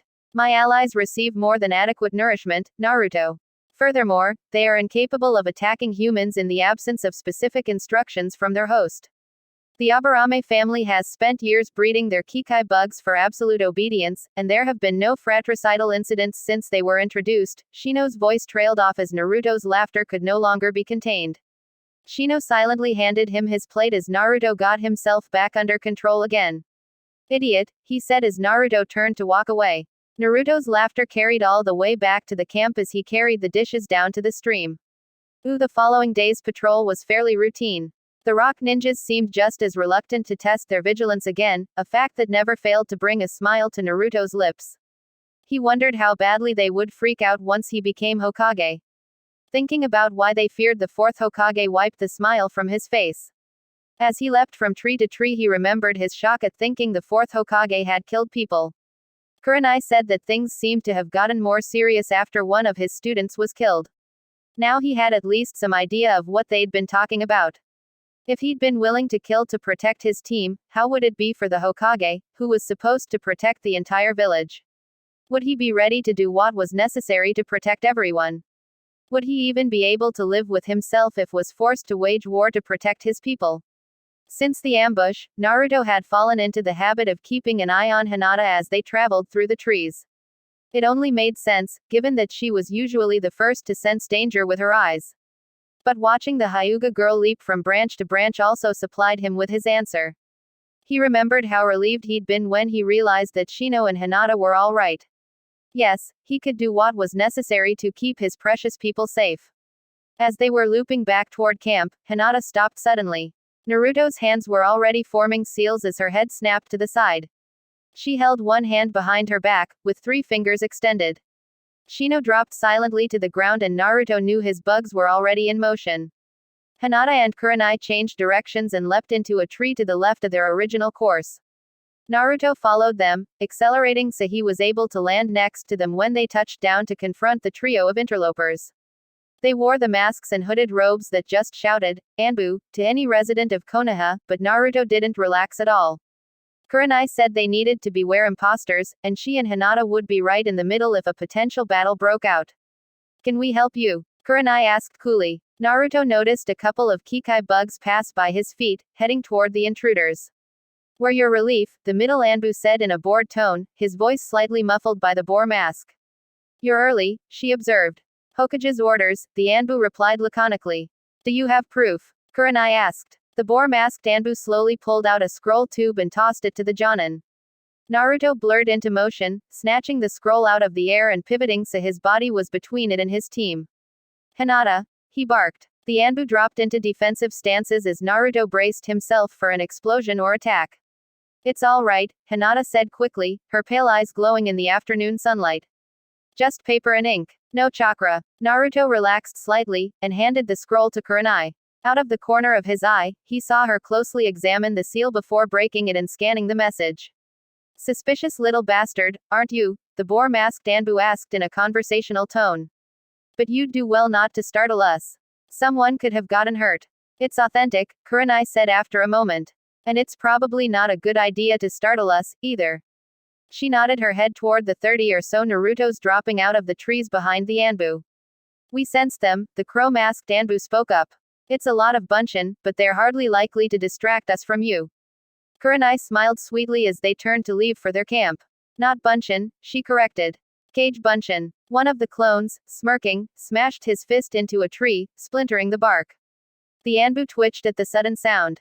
It only required a handful of minutes to break down the tents and pack up their equipment. Hinata left most of the meat and gathered greens for the Anbu to use, but Naruto made a special point of gathering the leftovers from Hinata's cooking. She blushed a little when he said that it was too good to leave for strangers. He was starting to get an idea of why she acted so weirdly when he complimented her, but he didn't like where his thoughts were taking him. So he left it alone for a while. Within the hour they were on the road back to Konoha. Naruto felt some of the tension flow out of his body as they left the borderlands. It would be good to return home, where hot showers and ramen could be found, the latter in large quantities. As he adjusted his heavy backpack, he glanced over at Hinata. She didn't seem to be as eager to return. Naruto thought about that a lot as their steps carried them home. Chapter 9 Yuhi Kurenai couldn't recall ever being quite so relieved to see the familiar skyline of Konoha again. The only time that even came close was when she returned alone that time, but she'd been too numbed by the death she had seen to feel much of anything. She was annoyed to find herself unconsciously smoothing her sleeve, but the fabric wasn't stiff with Matai's blood. Perhaps Sarutobi was correct about her living far too much in the past. She glanced back at her genin team, proud of the way they maintained their formation and remained alert. Only the occasional smile from one of them indicated that they weren't still in the border zone. Shino, of course, was as reserved and taciturn as usual, even disregarding how little of his face was visible. Hinata had been quiet since they'd received orders to return to Konoha, and her face seemed to settle into a mask as the gates appeared in the distance. No, it was Naruto who was different. The blonde genin had changed since the day he'd finally revealed the truth to his teammates. Kurenai wasn't normally one to become overly smug, but she'd been exactly right about the effects of him opening up to Shino and Hinata. A weight, present for as long as she'd known him, seemed to have lifted from his shoulders. She knew that her acceptance of him had made a difference, but the acceptance of his peers, especially given the implications of the Hokage's law, seemed even more crucial. Rather than rejecting or fearing him, as the Sandaime seemed to fear, Hinata and Shino had accepted the presence of the Kyuubi within Naruto in as positive a way as Kurenai could have hoped. Indeed, if what she'd pieced together was correct, Hinata had reacted in a rather violent way to the implication that Naruto was a monster. Nothing else could explain the distant shout that had carried up from the stream. Kurenai grew more concerned for her other students now. After her father's abominable behavior at their camp, she wasn't surprised that Hinata seemed to dread returning to Konoha. More surprising was the undercurrent of anger she seemed to sense in Shino. The boy was as quiet as ever, but his forehead, the only portion of his face fully visible, seemed to be furrowed with a frown more and more often. When she'd asked him if anything was the matter during a rest stop, he'd merely said that he was being forced to re-evaluate his assessments of a large number of parties. This was unusually opaque, even for an Aburame, but he seemed to be feeling an echo of her own anger regarding how Konoha dealt with certain issues. All the same, she needed to caution the boy to be circumspect. If her suspicions were true, there might be a deeper issue than simple bigotry, not something a genin should be directly involved in, no matter how talented he might be. She supposed she might be hopelessly paranoid, but she'd rather that than to repeat the mistakes of the past. Maybe Yumino Iruka would be ready for a visitor after they reported to the Hokage. Uwaburame Shino let his body move automatically, his teammates and allies alert for danger, while his mind composed a list of people. At the top of the list, of course, were his parents, especially his father. While he appreciated the strictures the Hokage's law forced him to operate under, Shino did not appreciate the paucity of hard information that his clan had acquired before formulating their opinion of Uzumaki Naruto. He hadn't missed the concerned silence among many of his relatives when his team assignment had been announced. Even more galling was the realization that he'd allowed their unreasoning distaste for the prankster to color his own opinions while they were both students at the Konoha Ninja Academy. Shino did not know whether it was more annoying to realize he'd been wrong, or that he'd picked up their attitude without realizing it. Either way, it was past time for him to realign some people's attitudes to make them more congruent with the reality of the situation. In short, he was highly offended. That was the only word that really fit. His clan had compromised the integrity of his logic and his objectivity. And that was completely unacceptable. Not for the last time, Shino heard the low buzz as his new colony became agitated. He forced himself to let his aggravation abate. It would not do to upset his new allies. Hinata felt her stomach contract with dread as the gates of Konoha appeared in the distance. She loved her village, but in this situation, she dreaded what the sight of it symbolized. Their mission was coming to an end. The border patrol had been a dangerous, dirty, strenuous job. Her muscles still ached, with or without the weights, from the endless patrols they'd run. Despite bathing in the stream as often as possible, she still felt grimy, and her jacket was several shades of gray darker than when she left, due to the buildup of ground and dirt.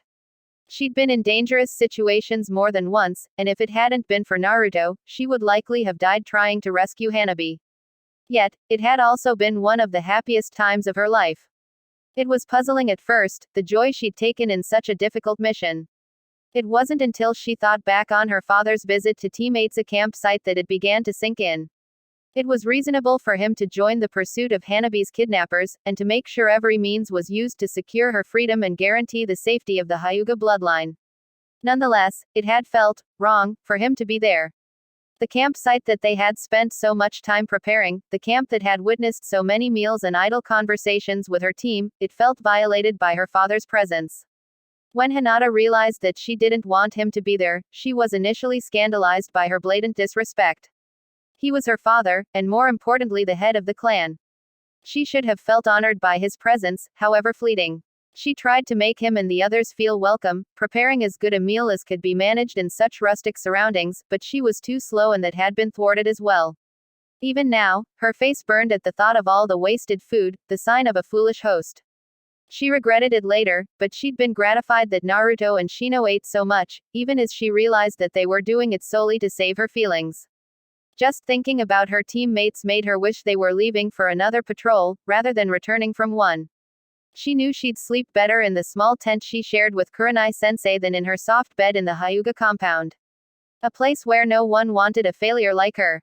Naruto's heart sped up when he saw the gates of Konoha. Their mission was coming to an end. More importantly, everyone was returning under their own power. Shino's burned wrist was hardly more than an annoyance at this point, and the larger boy made a point of sparring with Naruto more than once on the way back. Shino was a little careful how he blocked with that arm, but when Naruto found himself unconsciously easing up on his teammate, the bug user blew him off his feet with a side thrust kick that drove the air from his lungs. Naruto shook his head at the memory of rolling to his feet, gasping, only to see Shino standing in a taijutsu stance, right arm extended and making a "come here" gesture with his fingers. After that he relaxed and went all out against his friend, and they were both thoroughly bruised within half an hour. Friend. That word again. He wondered if Kurenai-sensei ever got tired of being right all the time. It made a huge difference to know that Shino and Hinata knew about the Kyuubi, and just didn't care. Moreover, Shino figured it out on his own, and Hinata had guessed. His teammates would have to have been extremely dense or self-centered for him to be able to conceal his differences for much longer. But they knew, and more importantly, they accepted him. He didn't think he'd ever forget the shock when Hinata had just exploded like that. He never imagined that she could ever get angry like that, but watching her get absolutely furious on his behalf, that was an odd feeling. Unsettling, but nice. However, as they returned to Konoha, the kunoichi became increasingly quiet and withdrawn. Naruto wasn't the most perceptive shinobi in his class, but the change in her demeanor was more than obvious to him. It was puzzling, especially in its timing. They were leaving the danger zone now, and returning to a safe area, as safe as any village full of shinobi, that is. Naruto was looking forward to some civilized amenities involving heated water, ramen and showers, and he would have thought Hinata would as well. At least the showers anyway. Instead she looked increasingly uncomfortable as they approached the gates. He wondered about some things he'd learned during their mission. Hanabi was a brat, of that there was no question. Naruto had no siblings, but he'd heard Kiba complain about his older sister often enough to realize that brothers and sisters didn't always get along. On the other hand, her father should have been proud of the way Hinata had rescued her sister. Instead, he and that jerk cousin of hers looked at Hinata like it was her fault Hanabi had been kidnapped in the first place.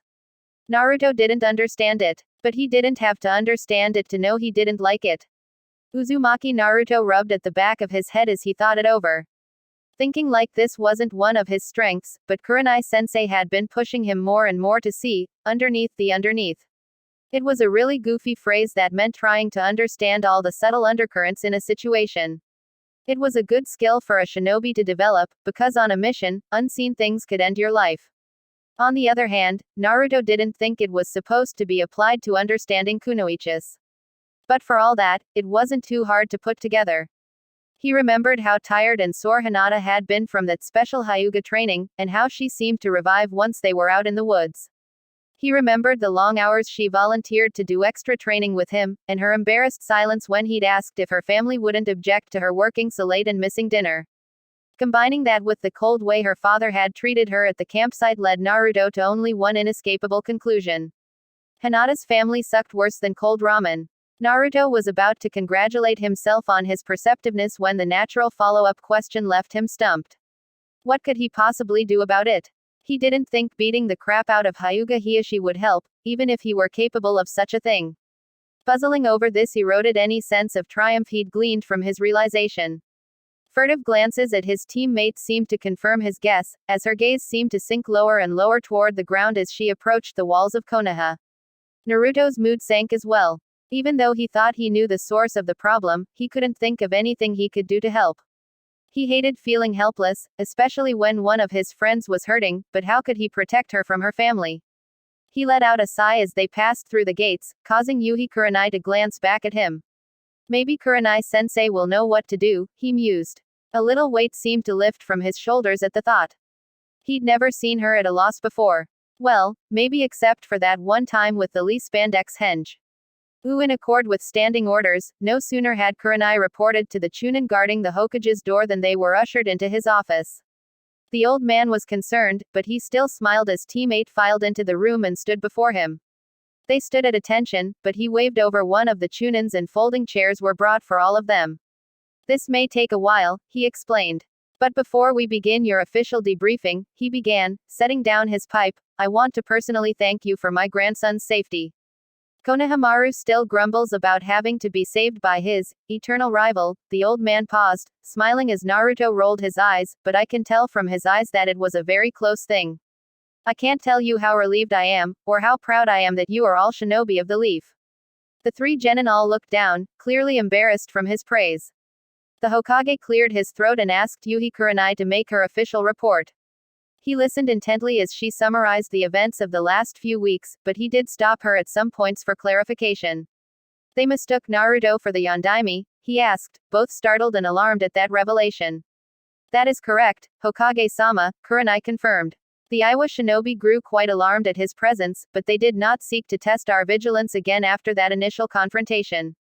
Sarutobi rubbed at his chin as he pondered this. A quiet border is a blessing, but I will send a communique to our representative in Earth Country to explain their mistake. I would rather they did not feel that we were provoking them in such a fashion. Send them my grades from the academy, Oji-san, Naruto said with a grin. Let them know they were scared of the dead last in his class. The Sandaime was shocked by two things. The first was the fact that Naruto would make a joke about his poor grades in the academy, something that had previously been a sore point with him. He couldn't imagine him bringing that up, even for the opportunity to make someone else look foolish. The other was the reactions of his teammates. The little Hyuga girl turned toward Naruto, eyebrows drawing together and mouth half opened. She hesitated, and the Hokage imagined that his presence was the only thing preventing her from protesting Naruto's words. Even more surprising was the Aburame boy's reaction. He merely turned his head and glared at Naruto. Well, it was impossible to see his eyes, but his body language was unmistakable. Naruto's reaction supported the Hokage's assessment as well, for he immediately flushed and scratched the back of his head, smiling sheepishly. I was just kidding, he mumbled. Beside them, Kurenai kept her face immobile, but her eyes were dancing with a mixture of pride and vindication. Sarutobi gave her a small nod of agreement. He was gratified to witness that Naruto was less defensive, and that he had made such loyal friends of his teammates. Perhaps one day the boy would be able to share his secret with others of his generation. The light mood darkened as Kurenai began to describe the battle against the kidnappers. He was a little surprised to learn that the Hyuga Hinata initiated the engagement, but her sensei made a point of explaining the rushed nature of the interception and how she fully supported Hinata's reasoning. He also noticed Naruto nudging the girl, who was looking down and blushing. Yuhi Kurenai is not one to lightly praise another's logic, the old man observed, making Kurenai grimace as the girl's blush deepened. The ability to make sound judgments on the spur of the moment is not one to take lightly. Arigato, Hokage-sama, the girl said in a quiet voice. As Kurenai described the battle, which had been as brutal as it was abrupt, the Hokage's tension was only visible in a slight tightening of the weathered skin around his eyes. One of the hardest parts of this job, at least for him, was hearing about the battles of his shinobi after the fact, too late for him to do anything about it. The blood was already drawn, the lives ended. The only thing he could do now was try to draw as many lessons as possible from the now concluded missions. He winced internally when he learned of Shino's burns, but the bandages on his arm were compact, and he did not seem to favor it. He grew alarmed for other reasons when he heard how Hinata was stunned by a lucky hunk of ice. With only Kurenai and Naruto facing 3 opponents. At this point, Kurenai continued, I heard Naruto shout as I fought Lisuke. He successfully drew on the Kyuubi's chakra and used it to shield him from the flames so he was able to close with his opponent and. She stopped as the Hokage's hand slammed down upon the desk. He stared at his Jonin, wondering what had possessed her to break the law concerning, and then he noticed that her genin were all staring at him. And while they might have been startled by his outburst, they didn't seem to have reacted to her casual mention of the 9-tailed fox. They already know, Naruto said quietly, his voice sounding far too old for the energetic prankster he knew. Shino figured it out on his own, and Hinata mostly guessed it. But I confirmed it, so no one broke your law. And we did not run screaming into the night, Shino murmured. Hinata frowned, and Sarutobi noticed her hand twitch, like she wanted to reach out to her teammate, but the motion ended almost as soon as it began, and he doubted anyone else even noticed. Naruto, the Hokage began, then stopped to consider his words. It's good to know that they accept you. Perhaps I was being too cautious when I made that law, but I decided to err on the side of caution regarding your future. Naruto looked up and locked eyes with the 3rd Hokage. I understand, was all he said, but it still shook the old man to his core. The boy's eyes were an odd mixture of emotions, anger, sadness, and loneliness so poignant it shriveled his soul. But overriding all the rest was another emotion, forgiveness. Maybe there were better ways the whole situation could have been handled, but Naruto acknowledged that he'd tried his best. It was both a liberating and a humbling experience. He wondered what else the boy had gone through during the mission. Kurenai continued her narrative. He was a little shocked and saddened that Naruto had been put in the position of having to kill two of the kidnappers. But all that was forgotten when he heard the words, and I learned that his psychological preparation at the academy had been sabotaged. However, we were able to discuss what he should have learned, and sabotaged? He asked sharply. Yes, Hokage, she replied. Her voice was calm, but her eyes were not. Naruto looked somewhat uncomfortable, but his teammates were staring at their Hokage, almost daring him to speak. Give me a written summary of his actions, he said in a hard voice. Once I have reviewed it, I will have him brought to Ibiki. Thank you, Hokage-sama, Kurenai said. Naruto and Hinata looked mystified, but the Aburame boy merely nodded approvingly. Sarutobi had little doubt that Aburame Shibi had acquainted his son with the names of Konoha's important shinobi. The chief interrogation specialist would definitely be on his list, the old man mused as Kurenai resumed her report. When she was done, the Hokage gave each of them a labeled envelope. Here is your pay for an extended C-class mission, he said. He then took out 3 more envelopes with official Konoha seals on them. These are for the 3 missing nins that were eliminated, he continued. There were substantial bounties placed on their heads by their home villages, as well as other people they'd committed crimes against. He gave one of the envelopes to Kurenai, and tried to hand the other 2 to Naruto, but the blonde boy shook his head.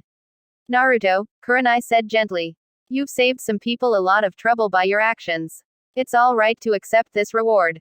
For many of their victims, offering a bounty is the only way they can strike back at someone who had hurt them or their family. That's not what I mean, sensei, Naruto corrected her, his voice grave. I understand the rewards, but these 2 shouldn't be for me alone. We fought as a team. I mean, I wouldn't even have seen them if Hinata hadn't spotted them through their genjutsu, right? Anyo, Naruto, it's all right, the girl said hesitantly. But the boy just shook his head stubbornly. By the rules, Naruto struck the killing blows, Kurenai observed. But that means the money is his to do with as he will. If he wishes to share with his teammates, then so be it. I can get all 3 of these vouchers cashed and we can split the rewards. Ah, sensei, Naruto said quickly, I didn't mean you had to, Kurenai cut him off with a gesture. I just happened to agree with you, Naruto. And am I not a member of the team as well? She turned back toward the Hokage. You will have a written report of my observations by tomorrow morning, she promised in a tight voice. The 3rd Hokage of Konohagakure dismissed teammate with a bemused smile on his face. He really should have talked Kurenai into taking a genin team long before now. He hadn't seen a team that seemed so in tune with each other since. It was hard, dreadfully hard, not to let other faces overshadow the young ones before him. His own genin, that grew up to become the Sannin, the Yondaim's first and last genin team, the Nara Akamichi Yamanaka trios that seemed to crop up in each generation, they were all unique, really. The human mind just tries to find patterns to make sense of life, even when there are none to be found. But it didn't require a historical perspective to realize that Kurenai's genin had grown together as a team, and had done so to a greater extent than many experienced shinobi even realized was possible. Hatake Kakashi might understand, when he wasn't too distracted by the ghosts of his past. And while Kurenai had done an excellent job assembling her team, much like a skilled mason might build a brick wall capable of withstanding anything, the Hokage also realized something else. While Kurenai was the mason, Naruto was the mortar that held them all together. Their acceptance had given him something he'd always craved without even being able to understand why. But at the same time his awkward and often foolish demeanor masked a drive and a wisdom, of a sort that the Sandaime only caught rare glimpses of during their infrequent talks. For someone with few real friends, Naruto was amazingly open and accepting. As he'd anticipated, once someone showed the boy some simple kindness, they discovered they'd also made a friend for life, one of surprising loyalty and determination. The 3rd Hokage sighed and rubbed at his eyes. He got up from his chair and paced around his office, wincing at the pops and crackles as his old bones realigned themselves after sitting too long. He paused near the window and looked out across his beloved Konoha, toward the Hokage monument. His eyes lingered on the stone visage of his successor, and, sadly enough, predecessor as well. You did better than you knew, the old man whispered before returning to his paperwork. Oddly enough, Kurenai did not immediately dismiss them once they left the Hokage's office. Naruto frowned a little when she said they had one more task to perform as a team, but that ended the moment she said it was a tradition she'd learned from her old sensei. It didn't take a genius to realize that Kurenai-sensei never talked about her original team, except in the most general of terms. Having been around shinobi much of his life, Naruto noticed how many of them would mention their old teachers or teammates. According to Shikamaru's complaints, his father did little else when they talked, much to the lazy boy's annoyance. However troublesome such habits might be for others, it only made the exceptions to the rule that much more noticeable. Naruto was curious as to why Kurenai never talked of them, but he hesitated to ask. Kurenai was a very private person in some ways, despite her forthright nature, and he suspected that her reasons for not speaking of them were sad ones. It wasn't that Naruto ever forgot that they were all shinobi, trained assassins who could be assigned any mission, no matter how dangerous, for the good of their village. But after a while the dangers just seemed so normal, that it was hard to keep them in the forefront of his mind. And perhaps that was for the best, because every time he even considered the possibility of losing his teammates on a mission, his mind sheared away from the enormity of that potential loss. Not for the first time, he realized that he literally would rather die than suffer the loss of one of the few people that cared for him. Kurenai-sensei said that she never expected Naruto to intercept every attack aimed at Shino or Hinata, but that was exactly what he wanted to do. He'd do whatever it took to keep his friends safe. Anything at all. Naruto felt the hairs on the back of his neck begin to rise and realized with a start that the unnatural chakra he'd felt during the battle was returning. Remembering Kurenai's words, he took a deep breath and made an effort to calm himself. He clenched and unclenched his hands, trying to ignore how sharp his fingernails were becoming, and hoping that his canines didn't look as large as they suddenly felt. He looked up at his teammates, to remind himself that they were all right. Shino was walking silently beside Kurenai, hunched inside of his spare trench coat. Hinata was walking beside Naruto, seemingly lost in thought. Though she walked with her eyes downcast, Naruto noticed that she'd fully adapted to her weights, and walked as gracefully as ever with their mass added to her arms and legs. Somehow the sight of her seemed to calm him, quelling the rising tide of anxiety about the future that wanted to overwhelm him. He could feel his body returning to what, for him, counted as normal. Almost as if she were sensing his thoughts, Hinata glanced toward Naruto, only to jump a little when she locked gazes with him.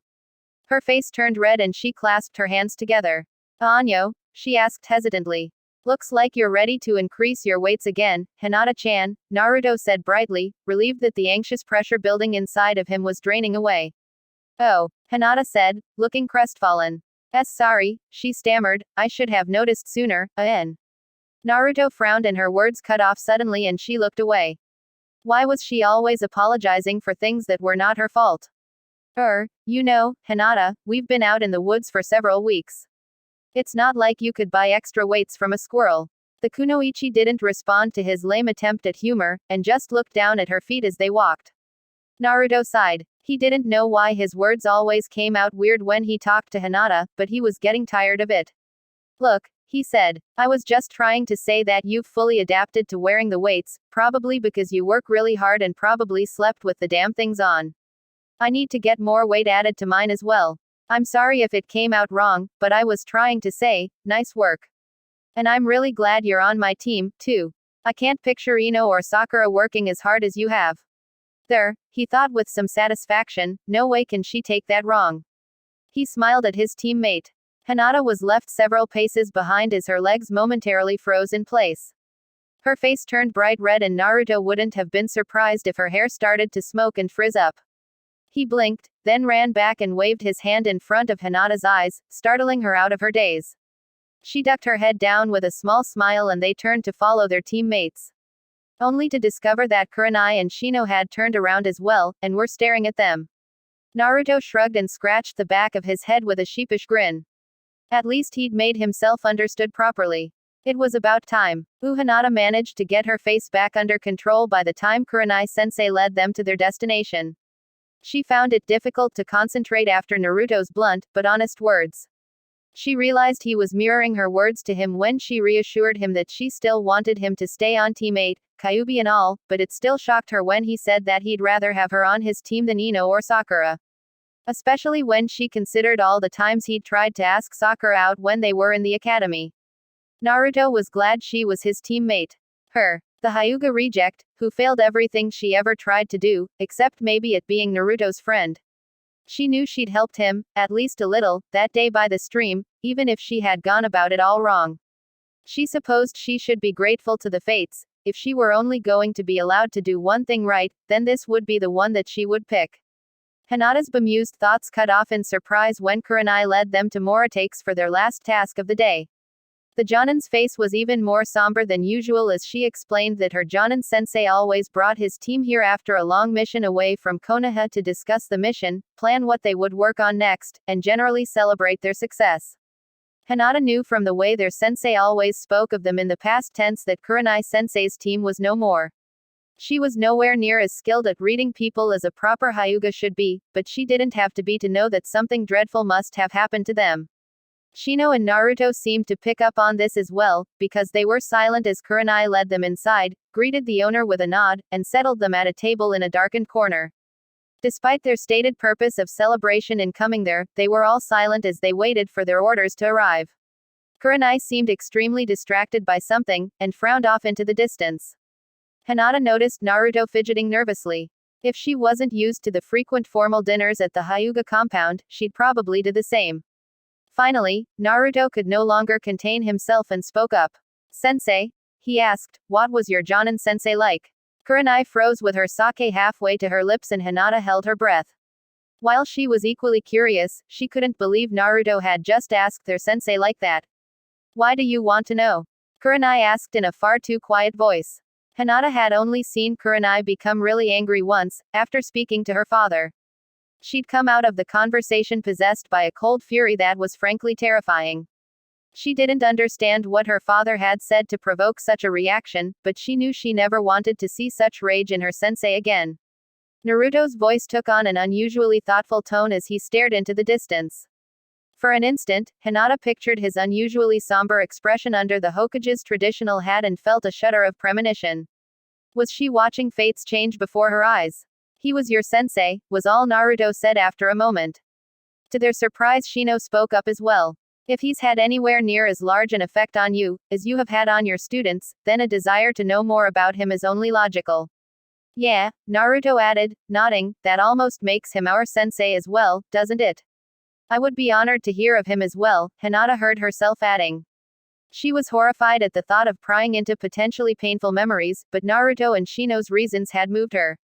And she had to back up her teammates as well.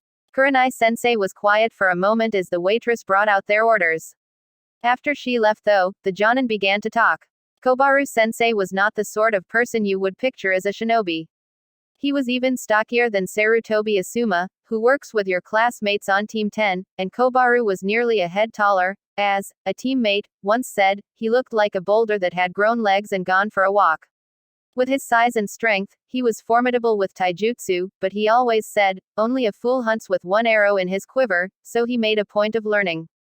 Hinata sat, utterly still, as her sensei's voice painted a vivid picture of the man who'd played a major role in making her the kunoichi that sat before them. Their food sat, cooling and forgotten. Ooh, it was after dark before they left Moritaks. It was odd for Naruto, to feel like he'd come to know someone he'd never met, but it was a good sort of odd. He could see where Kurenai-sensei had learned a lot from the man, but added her own spin to his lessons before she passed them on. He wondered what he would teach his genins when he was a jonin. Hopefully by the time everyone would have forgotten about sexy no jutsu, if they didn't, he was going to have a little talk with Konohamaru. Naruto shook his head at that thought. When Kurenai dismissed them, the pensive jonin gave them the next day off to rest and replace any damaged or worn gear. It was well past visiting hours at the hospital, but he'd make time to visit Iruka-sensei tomorrow. Naruto grimaced at the thought of all the laundry he needed to do before he went to sleep. The sooner he resumed working with Guy and Lee, the less pain would be involved in catching up. Tomorrow morning he would seek them out again. Maybe Guy would have some heavier weights he could borrow. Naruto's musings were interrupted as Shino and his sensei made their goodbyes. He turned toward Hinata, but the slump of her shoulders suggested that she was less than enthusiastic about going home. Naruto frowned as he wondered how accurate his conclusions about her family were. If he wasn't delusional, that might explain why she lingered outside the restaurant instead of immediately going home. Hinata? He asked. Hinata jumped and looked up from the fingers she was absently pressing together. Why yes, Naruto. I'm going to do some extra training tomorrow with Guy Sensei and Lee, if they aren't out on a mission. Would you like to come as well? He asked. Anyo, she said hesitantly as her cheeks reddened slightly, wouldn't that be rude? To come uninvited. Nah, Naruto said. I'll just tell Guy that you were so impressed with my progress that you wanted to see his training methods, he'll go crazy, so just nod politely every time he says something about that power of youth thing. He shook his head. And don't look at their teeth when they smile or you'll be rubbing the spots out of your eyes for a while. Hinata's eyes widened at Naruto's open duplicity. I mean, I can't. Naruto nodded quickly, bouncing on the balls of his feet. Sure you can. He's actually nice, in his own weird way. And Lee really wants to beat your cousin, who is his eternal rival, and practicing with another Juken user can only help him, right? Hinata nodded slowly. Great, Naruto said with a smile. But you better get some sleep. Those two keep some really early hours. Can you meet me in front of Ikiraku's at 5:30? Hinata smiled a little this time, and Naruto felt an odd sense of accomplishment. Hi, she said, agreeing. See you in the morning, Hinata-chan, he called out as he raced toward his apartment. He needed to get his laundry going, take as hot a shower as he could stand, and then reacquaint himself with his bed. Hinata stared after the boy as he left, wondering what she'd just gotten herself into. If Naruto actually wanted her there, she supposed she could deal with the awkwardness. If Guy and Lee didn't want her around, she doubted they'd be shy about letting her know. No one else was. She tried not to dwell on where she was going as her feet carried her home. The branch family member on duty acknowledged her return with the barest of nods as she entered the compound. Hinata was relieved she was able to slip into her father's house without encountering anyone. Once in her room, with the door shut, she let out a shuddering breath and tried to relax. She unpacked her bag, setting out the items that desperately needed cleaning. The uniform she was wearing was definitely in that category as well, so she changed into a bathing robe and, after setting out her laundry, crept into the bathroom for a long soak. The hot water soothed her muscles, but just being in this house was increasing her mental tension. She wasn't wanted here. She didn't belong here. She was a failure in a clan that didn't tolerate failures. The realization she'd come to on the way back to Konoha burned ever brighter in her mind. She didn't want to be here. Naruto's fingers were still tingling from his shinobi alarm clock when he arrived in front of Ikiraku's. Hinata had evidently arrived a little early, and was watching the old man fuss over his stove as he prepared for another busy day. He waved goodbye, promising they'd be back for breakfast, and led Hinata to Guy and Lee's favorite training ground. Ah, Naruto, Guy called out as they entered the clearing. I heard your team had returned to Konoha, flush with victory and the fire of youth. Are you ready for more steps on the path to become a genius of hard work? Yeah, Naruto said, rubbing at the back of his neck while Hinata stared at the odd duo. And I brought someone who works even harder than I do. Yash, Lee cried out. My favorite sparring partner and rival of hard work has returned to Konoha. Naruto wasn't sure if it was possible, but his eyebrows seemed even thicker than he'd remembered. Lee, you are so passionate. You are truly my student. Tears were streaming from the Jonin's eyes, making them sparkle unnaturally in the dim morning light. Guy-sensei. Lee. Guy-sensei. Lee. Naruto said, interrupting the happy duo. He could have sworn that he heard music off in the distance. This is Hyuga Hinata, he said, nudging the dubious-looking girl forward. Ah, Guy said, distracted from their cacophonous duet. You must be the cousin of my student Neji. Hi, Hinata said, bowing quickly. Naruto thought she looked like she wanted to bolt out of the clearing and hide. She's heard me brag about your incredible training techniques, Naruto said quickly. And she wanted to see for herself. I think they are probably superior to the Hyuga methods, but only Hinata can judge that for certain. Hinata spun toward Naruto, her mouth hanging open in shock. The blonde shinobi had been a little worried about laying it on too thickly with the green-clad Jonin. He shouldn't have wasted the energy. Yash. The fire of youth extends even into the cold Hyuga clan. Guy exclaimed happily. Neji is a genius, but he lacks Lee's fire and enthusiasm. I will be more than happy to fan the fires of her determination to excel. Hinata gaped at the Jonin as he and Lee broke into another chorus. She turned to Naruto, her expression puzzled. That means you are more than welcome to train with us, Hinata-chan, Naruto translated with a grin and a roll of his eyes. As they set to work, Naruto braced himself for an unpleasant task, getting caught up to Lee again. The spandex-clad genin was even faster than he remembered, and while Naruto wore his weights on the border patrol mission, he couldn't afford to train himself to exhaustion in hostile territory. At first, all Naruto could see were green blurs as he tried to block a typhoon of kicks and punches. Even when he did successfully block, Naruto had to lock his stance to avoid being blown off his feet. He could feel his sandals skidding backward on the grass. He grew frustrated enough to anchor his feet to the ground with chakra, only to have Lee go aerial on him, and send him flying with a spinning jump kick that went over his block.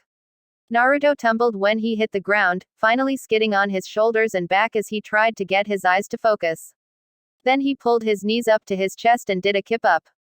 He was a little dizzy, but his feet were steady. I see you got soft while I was away, Naruto said cockily, even as his vision swam slightly. That should have knocked me out. Yash! Lee shouted and came at him again. As Naruto's blood got moving, his aches faded away in the excitement of combat. Lee scored 3 more solid hits, but Naruto sprang to his feet even faster and returned to the battle. Finally, he successfully ducked away from one of Lee's palm heel strikes, and managed to grab the boy's elbow before he could pull back.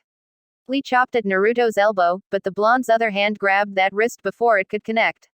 Naruto forced his hands apart, yanking Lee temporarily off balance and right into the knee. Naruto slammed into his stomach, even as his forehead cracked into Lee's jaw. Lee staggered back, gasping for breath and rubbing at his jaw. It's great to have you back, Naruto-san, he exclaimed happily. He turned to Guy. Sensei, do you think I can attempt that move again? Guy frowned thoughtfully, his eyes wandering over Naruto, and then Hinata. With me here to supervise, I think it will be safe. Naruto, Hinata, Lee has been working hard to perfect a special finishing move. He would like to work with Naruto for his first attempt, but it is important that no one mention this move with others. It is to be Lee's secret weapon. His voice rose at the end, and he gave one of those, nice guy, poses that made his teeth shine with unnatural brightness. All right, Naruto said dubiously. Then he shook his head. Guy wouldn't let him be injured, even if this was a finishing move, Kurenai-sensei would kill him. For all his quirks, Maida Guy didn't appear to be suicidal. All the same, Naruto couldn't help but gulp as he dropped into a defensive stance. Lee had his hands clasped together and gasped, first gate, open. Then he disappeared in a blur of motion. Naruto's eyes had just begun to track downward when Lee's foot drove upward into his stomach, launching him into the air. He heard Lee shout, Cage Buyo, and suddenly he could see his sparring partner out of the corner of his eye, leaping into the air behind him, in a parallel arc. Naruto felt something wrapping around his arms. He looked down as he struggled to free himself. It looked like Lee's arm bandages. Then the boy's arms wrapped around his upper arms in a grip of iron. Omit Renge! Lee shouted as they began to spin rapidly. As he struggled to break free, a corner of his mind observed that he was very lucky to have not eaten breakfast yet. It was hard to tell with all the spinning, but Naruto thought they had passed the top of their shared trajectory and were now shooting toward the ground at high speed. As he frantically tried to break free, he realized the purpose of this strange attack. With the way Lee gripped him, his head would strike the ground first, with their combined momentum behind it. Truly a deadly technique. Naruto's appreciation of the technique was, of course, marred by the fact that he was about to become its first victim. He was seriously considering calling on the red chakra when the two of them jarred to a halt. That's enough, Guy shouted as he caught the two of them. With Lee's grip relaxed, Naruto was able to burst out of the bandages. He tried to turn around and immediately fell to the ground, too dizzy to walk. Did I do it right? Lee asked in a worried tone as leaned forward, resting his hands on his knees. If you didn't, I don't ever want to see the right version, Naruto groaned as he tried to swallow. Empty or not, his stomach was feeling rather delicate at the moment. That launching kick certainly hadn't helped either. He saw Hinata, out of the corner of his eye, watching anxiously. He gave her a small wave and she looked down with a sigh of relief. Yes, Lee, Guy said, pausing dramatically. You have mastered the Omit Renge, he shouted. Such a flowery name for a move that plants your opponent like a turnip, Naruto groused as he tried to climb to his feet, sternly addressing his rebellious inner ear. How Lee was able to stand up at all was completely beyond him. Yes, Naruto, Guy said as he helped the genin stand up. It's a very dangerous move, and only to be used in extreme circumstances. Is that understood, Lee? Lee nodded, and then pulled out a small notepad and pencil and began writing. Yes, sensei. Now that I know I can do it, I will only use it in extreme circumstances. When I tell your teammates of your success in the first phase of your initial training, they will be so proud. Guy exclaimed. Yash, Guy sensei. Lee agreed. Lee. Guy-sensei. At this point Naruto's stomach had enough and he vomited on Guy's sandals. Sorry, he murmured as he stumbled backwards, still feeling like the world was spinning around him. Ah, the aftereffects were more severe than I anticipated. Guy exclaimed, raising one besmeared foot and frowning at it. Make a note of that, Lee. Yes, sensei. Lee replied with a serious expression, notepad in hand. Paradoxically, Naruto felt better after puking, which didn't make much sense to him. A light touch on his shoulder made him turn his head. Hinata offered him a clean cloth and a cup of tea from her thermos. Naruto accepted both gratefully, realizing that she seemed to always be prepared for any emergency with her bag, something he would do well to emulate. While Naruto-san recovers, would you do us the honor, Hyuga-sama? Guy asked politely. Hinata's face immediately reddened, but after an encouraging smile from Naruto, she nodded. Watching Hinata spar with Lee was interesting, and soon Naruto's spasming stomach was forgotten. Lee was still pretty fast, but doing the Omit Renge seemed to have taken a lot out of him. Nevertheless, after the first few exchanges with the Hyuga girl, he started to go all out again. Naruto noticed Hinata doing many of the things she used against him when they sparred. He supposed his personal taijutsu style had been influenced by Guy and Lee's Goken, but it was still illuminating to see his teammate flow around Lee's attack and make delicate-seeming juken strikes that left the boy moving slower and slower. Finally, she got through his guard and scored a glancing blow to his left shoulder that made the whole arm freeze up. Lee jumped back with a frown, rubbing at the joint. Ah, just like with Neji, he groaned. Lee, do not let yourself become discouraged. Guy said in a serious voice. Naruto-san, you regularly spar with Hinata, do you not? Hi. Naruto agreed with a nod, ignoring the way Hinata's fingers were pushing together again. How do you defend against her juken strikes? He asked. Well, Naruto said slowly, trying to ignore the way Lee had his notepad out again, hanging on his every word. I usually can't block them directly without getting zapped, and slowing down until she has me at her mercy. He said the last bit with a straight face, but grinned at her blush. I have to dodge more and block less. In fact, unless I am close enough to block her upper arms, I don't block at all. Otherwise, she pushes chakra into my arm muscles or one of my tenketsu points and that hurts. He shrugged. I have to come in at odd angles a lot more. And I have to be ready to reopen any tenketsu that get closed. Reopen? Guy asked sharply. Naruto nodded. Yes, if I push a hunk of chakra towards that point on my body, it usually pops back open. He shrugged. Hurts like hell, though, like that pins and needles feeling, only about 100 times worse. I see, Guy said dubiously. Lee's eyes had gone wide however. Sensei, can I learn to do this? Naruto shrugged. Hinata helped me figure out how, he said. Now the Jonin and both genin were staring at the Hyuga girl, causing her cheeks to glow a bright red. Anyo, she said hesitantly, Naruto did most of it out himself. I just told him when it seemed to be working. Still, Lee's enthusiasm would not be deterred. After 15 minutes of effort though, Lee's shoulder was just barely able to flex. According to Hinata, his chakra couldn't push quite hard enough to reopen the tenketsu point she had closed. Lee looked downcast as he told them that the reason he concentrated so much on taijutsu was because his chakra coils were severely underdeveloped. Hinata looked mortified that her technique had forced the proud young genin to admit to his weakness, and Naruto didn't miss the way her hands bunched into fists holding the hem of her jacket. Hey, he said quickly, causing Lee to look up, at least you didn't fail the genin exam 3 times like I did. He smiled ruefully. If Mizuki hadn't been a traitor, I might still be at the academy. Of course, after saying something like that, he had to explain the whole mess that ended with him wearing Iruka-sensei's hittite. Naruto hadn't had much experience telling stories before, but with this audience it was easy.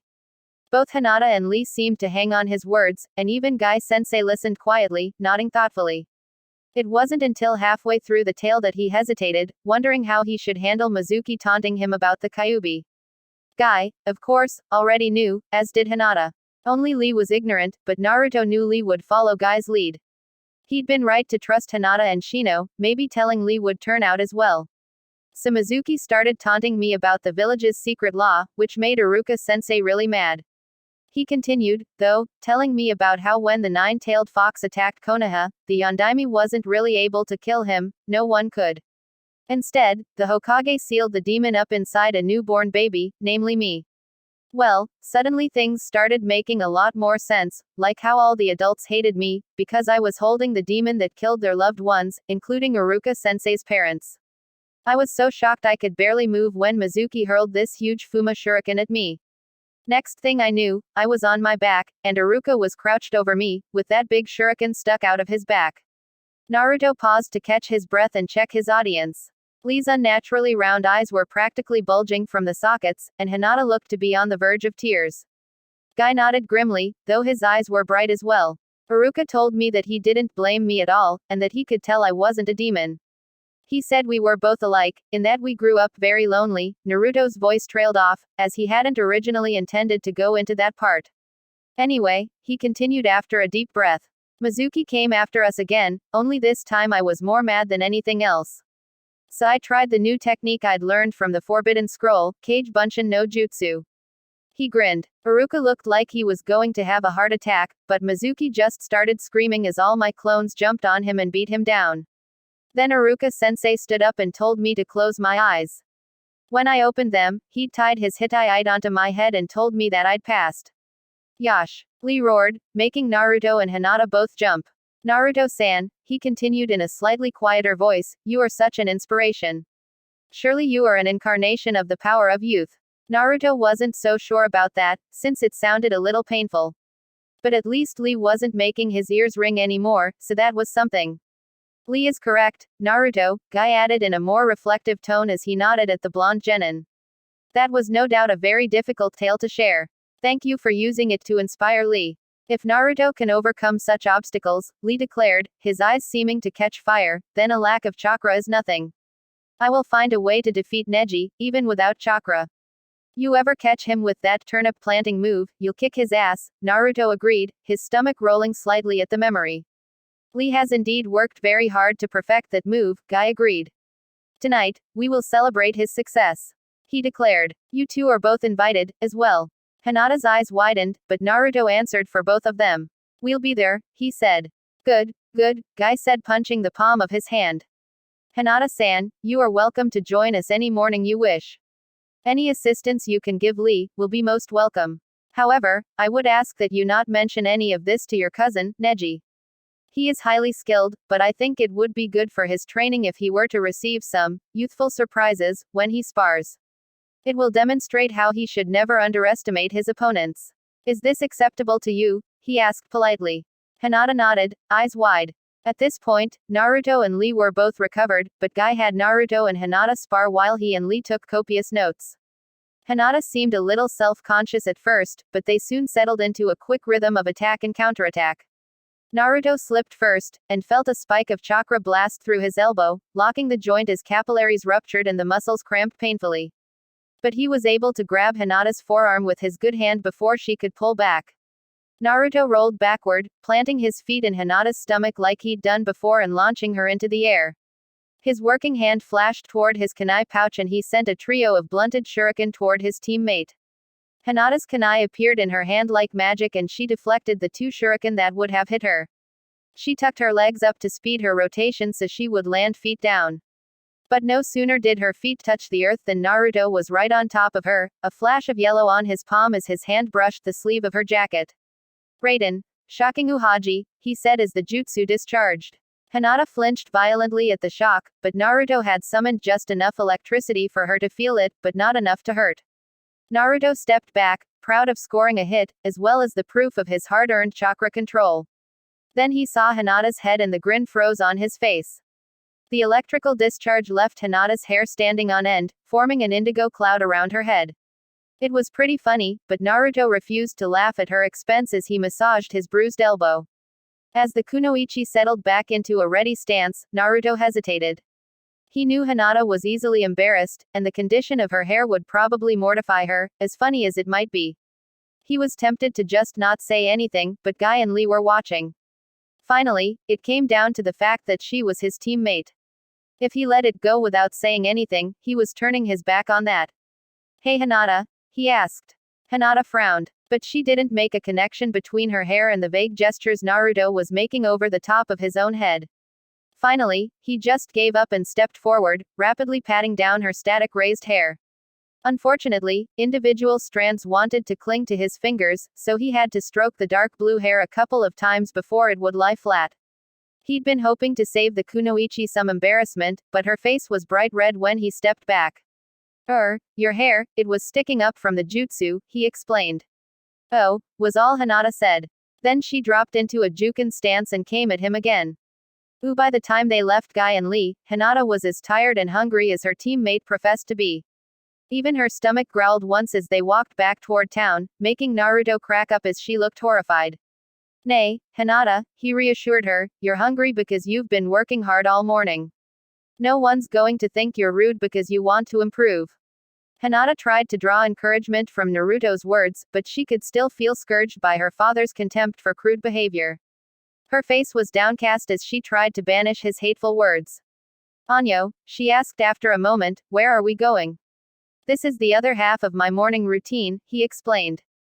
Guy and Lee train too early for me to eat breakfast first, and they work me hard, so I always have a healthy appetite, and here we are. He gestured grandly and Hinata realized that they were standing in front of Ikiraku's. I get something to eat before I meet with teammate. Go to make sure I don't pass out when we're looking for that damn cat again.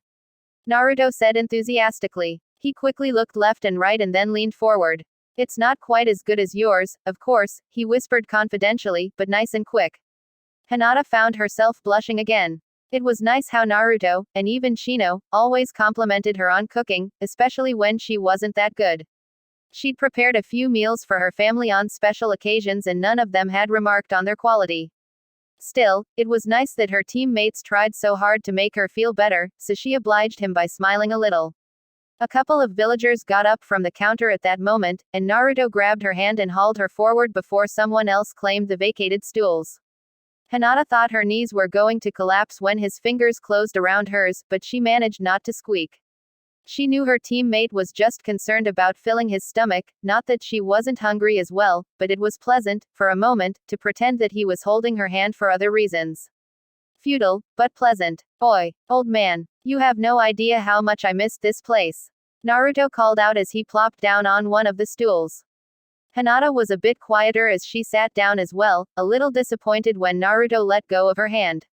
Hello Naruto, the old man called out happily, it's been far too quiet these last few weeks.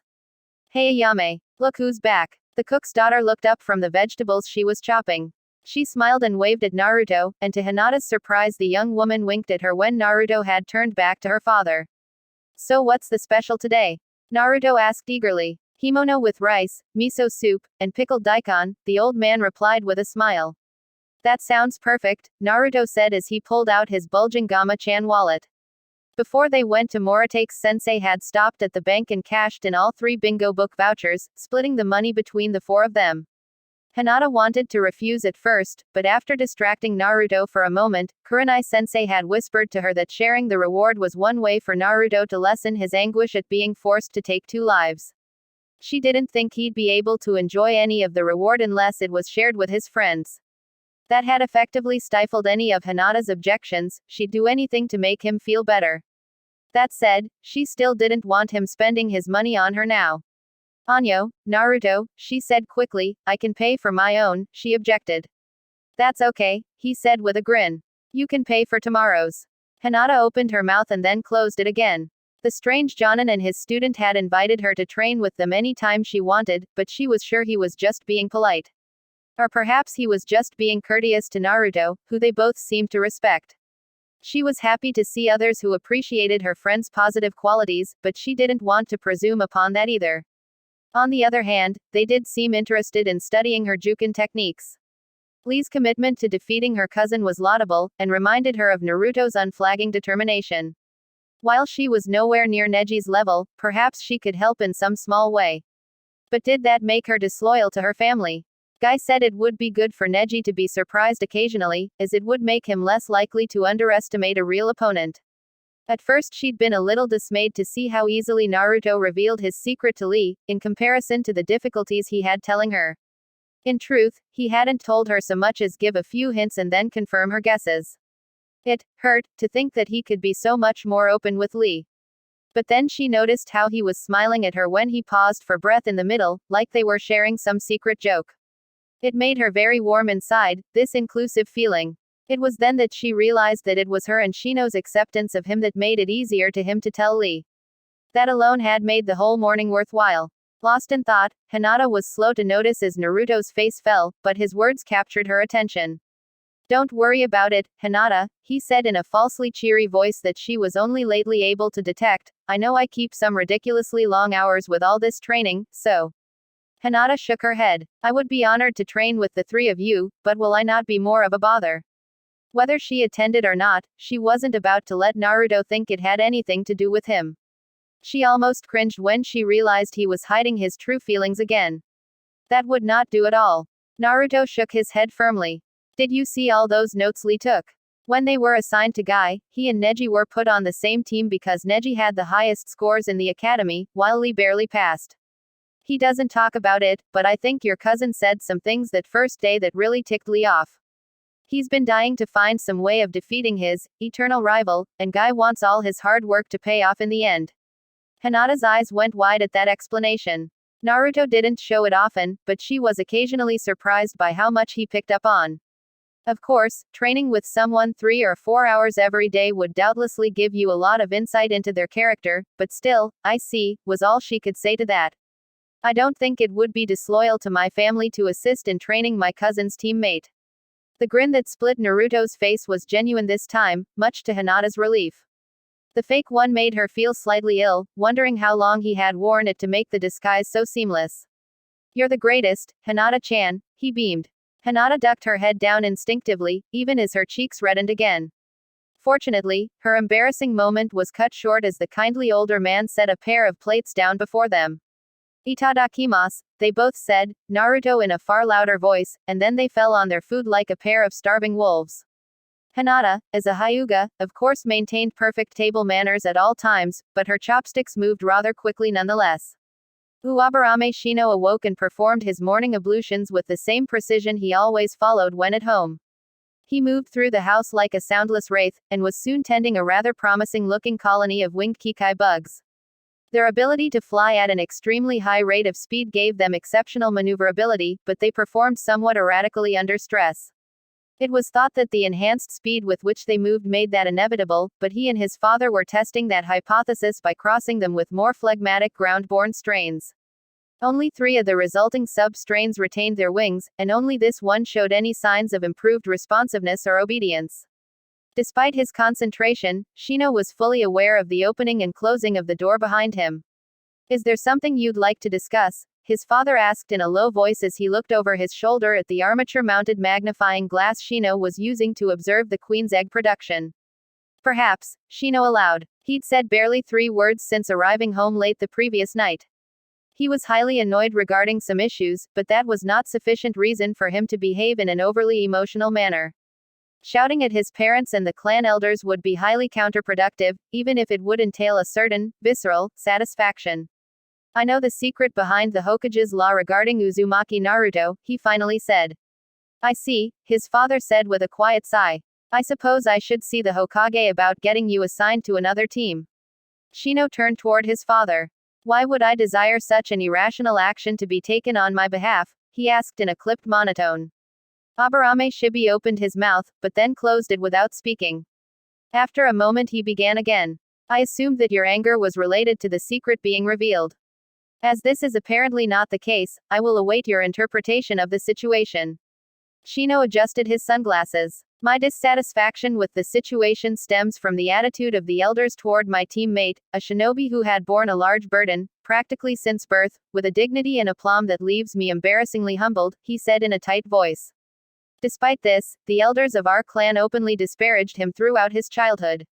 This attitude, promulgated through the elder generation, infected the thinking of myself and others of our cohort, to the extent that their distaste for Uzumaki Naruto was communicated, in full, to practically everyone he came into contact with. I now find myself questioning the judgment, rationality, and fitness to lead of the elders, as well as the rest of their generation. I find myself questioning the Aburame clan's commitment to logic, and whether I still have a place within it. Shibi's eyebrows were completely visible above his sunglasses. Shino's statement was the equivalent, in Aburame terms, of shouting himself hoarse and setting all their houses on fire.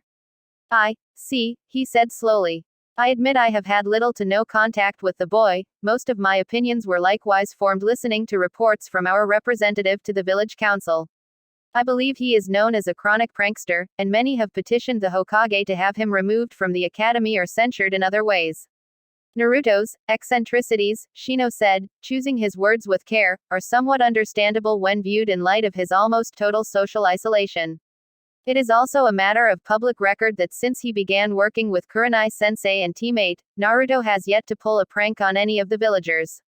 Aburame Shibi stared at his son for a long moment. What do you intend to do at this point? He finally asked. I would speak with the Aburame elders regarding Naruto, Shino answered. Loyalty to my teammate and a fellow shinobi of the Leaf demands no less. And if they refuse to ameliorate their attitudes? Shibi asked. I believe one of Uzumaki's sayings comes to mind, Shino replied.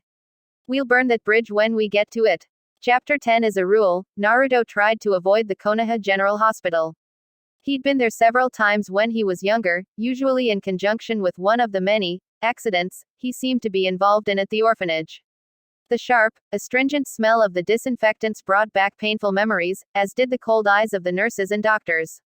Let's not even get started on the needles. In any event, he was more than happy to let Hinata do the talking for both of them.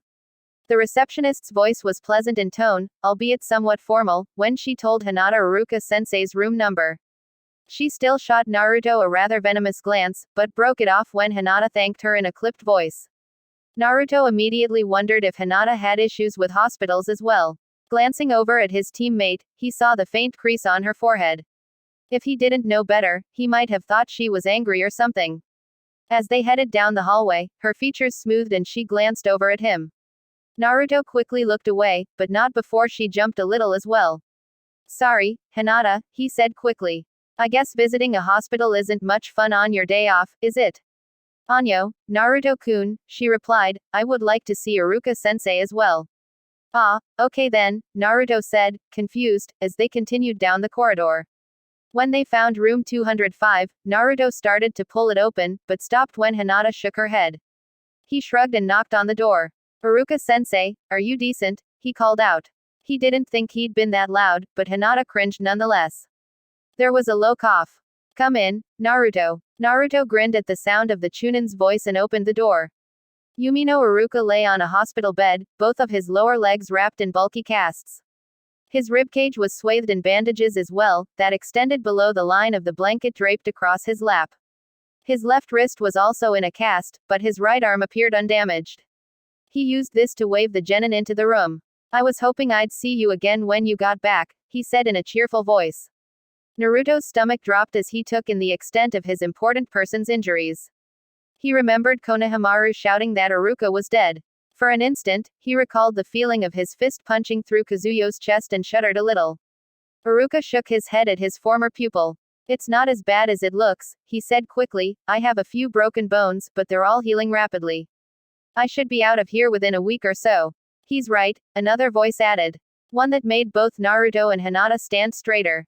Sitting in a chair next to the bed, partially obscured by a curtain, was their sensei, Yuhi Kurenai. She stood up quickly and nodded to her students. I was just leaving, she added, then turned back toward Iruka. We can continue this conversation after you've been discharged. Iruka nodded, smiling faintly. As the door closed behind his sensei, Naruto turned toward Iruka with raised eyebrows. Then he gave the man a roguish smile. Way to go, Iruka-sensei. Iruka's face turned red and he sputtered as Hinata looked away. But not before Naruto noticed a small grin on her lips. I swear, if I wasn't confined to this bed, Iruka snarled. Then he grinned. Konoha has been far too quiet without you around, Naruto. Naruto laughed and looked down, scratching at the back of his head. He could have sworn that he heard a little chuckle from Hinata as well. Kurenai smiled to herself as she made her way out of the hospital. Her grin grew positively evil as she saw a squad of Anbu half carrying, half dragging an older, bespectacled man out of a comfortable-looking office. His muffled protests carried down the corridor, causing the hospital personnel to stare. Sarutobi was proving to be as good as his word. She'd only dropped off her report a couple of hours ago, before coming to speak with Yumino Iruka. Unfortunately, Iruka hadn't had much time to investigate the suspicions she'd shared with him. Even before the kidnapping, he'd been tapped to help with the preparations for the upcoming Chunin exam. All the same, he'd managed to do a little digging while he was reorganizing the testing records. An Anbu squad had been assigned to keep an eye on Naruto after he left the orphanage. Far too many accidents were happening near the boy for it to be coincidence. The second time he'd been, accidentally, run over by a produce cart, he was severely injured and was in a coma for the better part of a week. Given what she knew of Naruto's recovery rate, Kurenai knew a normal little boy would likely have died from those injuries. Fear of the Hokage's wrath was likely the only reason there were no unfortunate accidents in the hospital itself. Naruto's injuries, along with the loud complaints he heard about how often the demon had come to them with new wounds, led the Sandaime to assign guardians to keep an eye on the boy. Their reports were kept in a separate file, but it was one Iruka was allowed to see. He'd recorded the dates of various incidents through the years, somewhat dismayed at how often someone had tried to hurt the boy. Naruto hadn't said a thing, but it was too much to hope that he hadn't noticed the ones that were foiled ahead of time. Kurenai shook her head as she wondered, not for the last time, how her student still managed to be as human as he still was. In his place, she didn't think she would have been able to ignore so much hatred. Iruka's notes did, however, reveal something interesting. There seemed to be a pattern to the incidents. They almost always happened within the first week of each month. This observation remained a statistical curiosity until Kurenai remembered that the village council always met on the last day of each month. If the bank manager could be believed, it was likely that some faction was using those meetings to plan things, or even just fanning the flames of resentment and then hoping others would take action. That would account for the timing of the attacks. Yumino Iruka was an optimistic man, one who tried to assume the best about people. That helped explain why he was able to give Naruto the benefit of the doubt when few else would, something for which Kurenai was very grateful to the man. At the same time, he was also resistant to the idea that members of the village council were actively working to subvert the Hokage's will, and bring harm to an innocent child. But while the timing of the attacks was not direct proof of a conspiracy, he could not come up with a more innocent explanation. In the end, he agreed that he would continue seeking proof after he was released from the hospital. Kurenai thanked him sincerely for his efforts. Any allies she could gather in this cause were precious indeed, bringing a pleased blush to his face. She was gratified to note that the man was willing to ignore his better nature where a threat to Naruto was concerned. She also didn't miss the happy smile that spread across the scarred Chunin's face at the sound of the genin's voice when her students arrived. On the other hand, his injuries and workload made him of limited use for what she needed to do. She thought about Morino Ibiki, the interrogation specialist she'd come to know in the weeks of questioning after her teammates were killed. The special Jonin had a sufficiently suspicious frame of mind, the timing of the attacks would speak volumes to him. On the other hand, she couldn't be sure of his loyalties regarding Naruto. He was utterly loyal to the Hokage, but might he be one who sought to protect the old man from his own softer nature? She didn't think it likely, but the consequences if she were wrong would be too severe. If the danger were only to herself, she might have risked it. She'd done so before when she shared her suspicions regarding Matai. Ibiki-san had given her good advice, words she had taken to heart.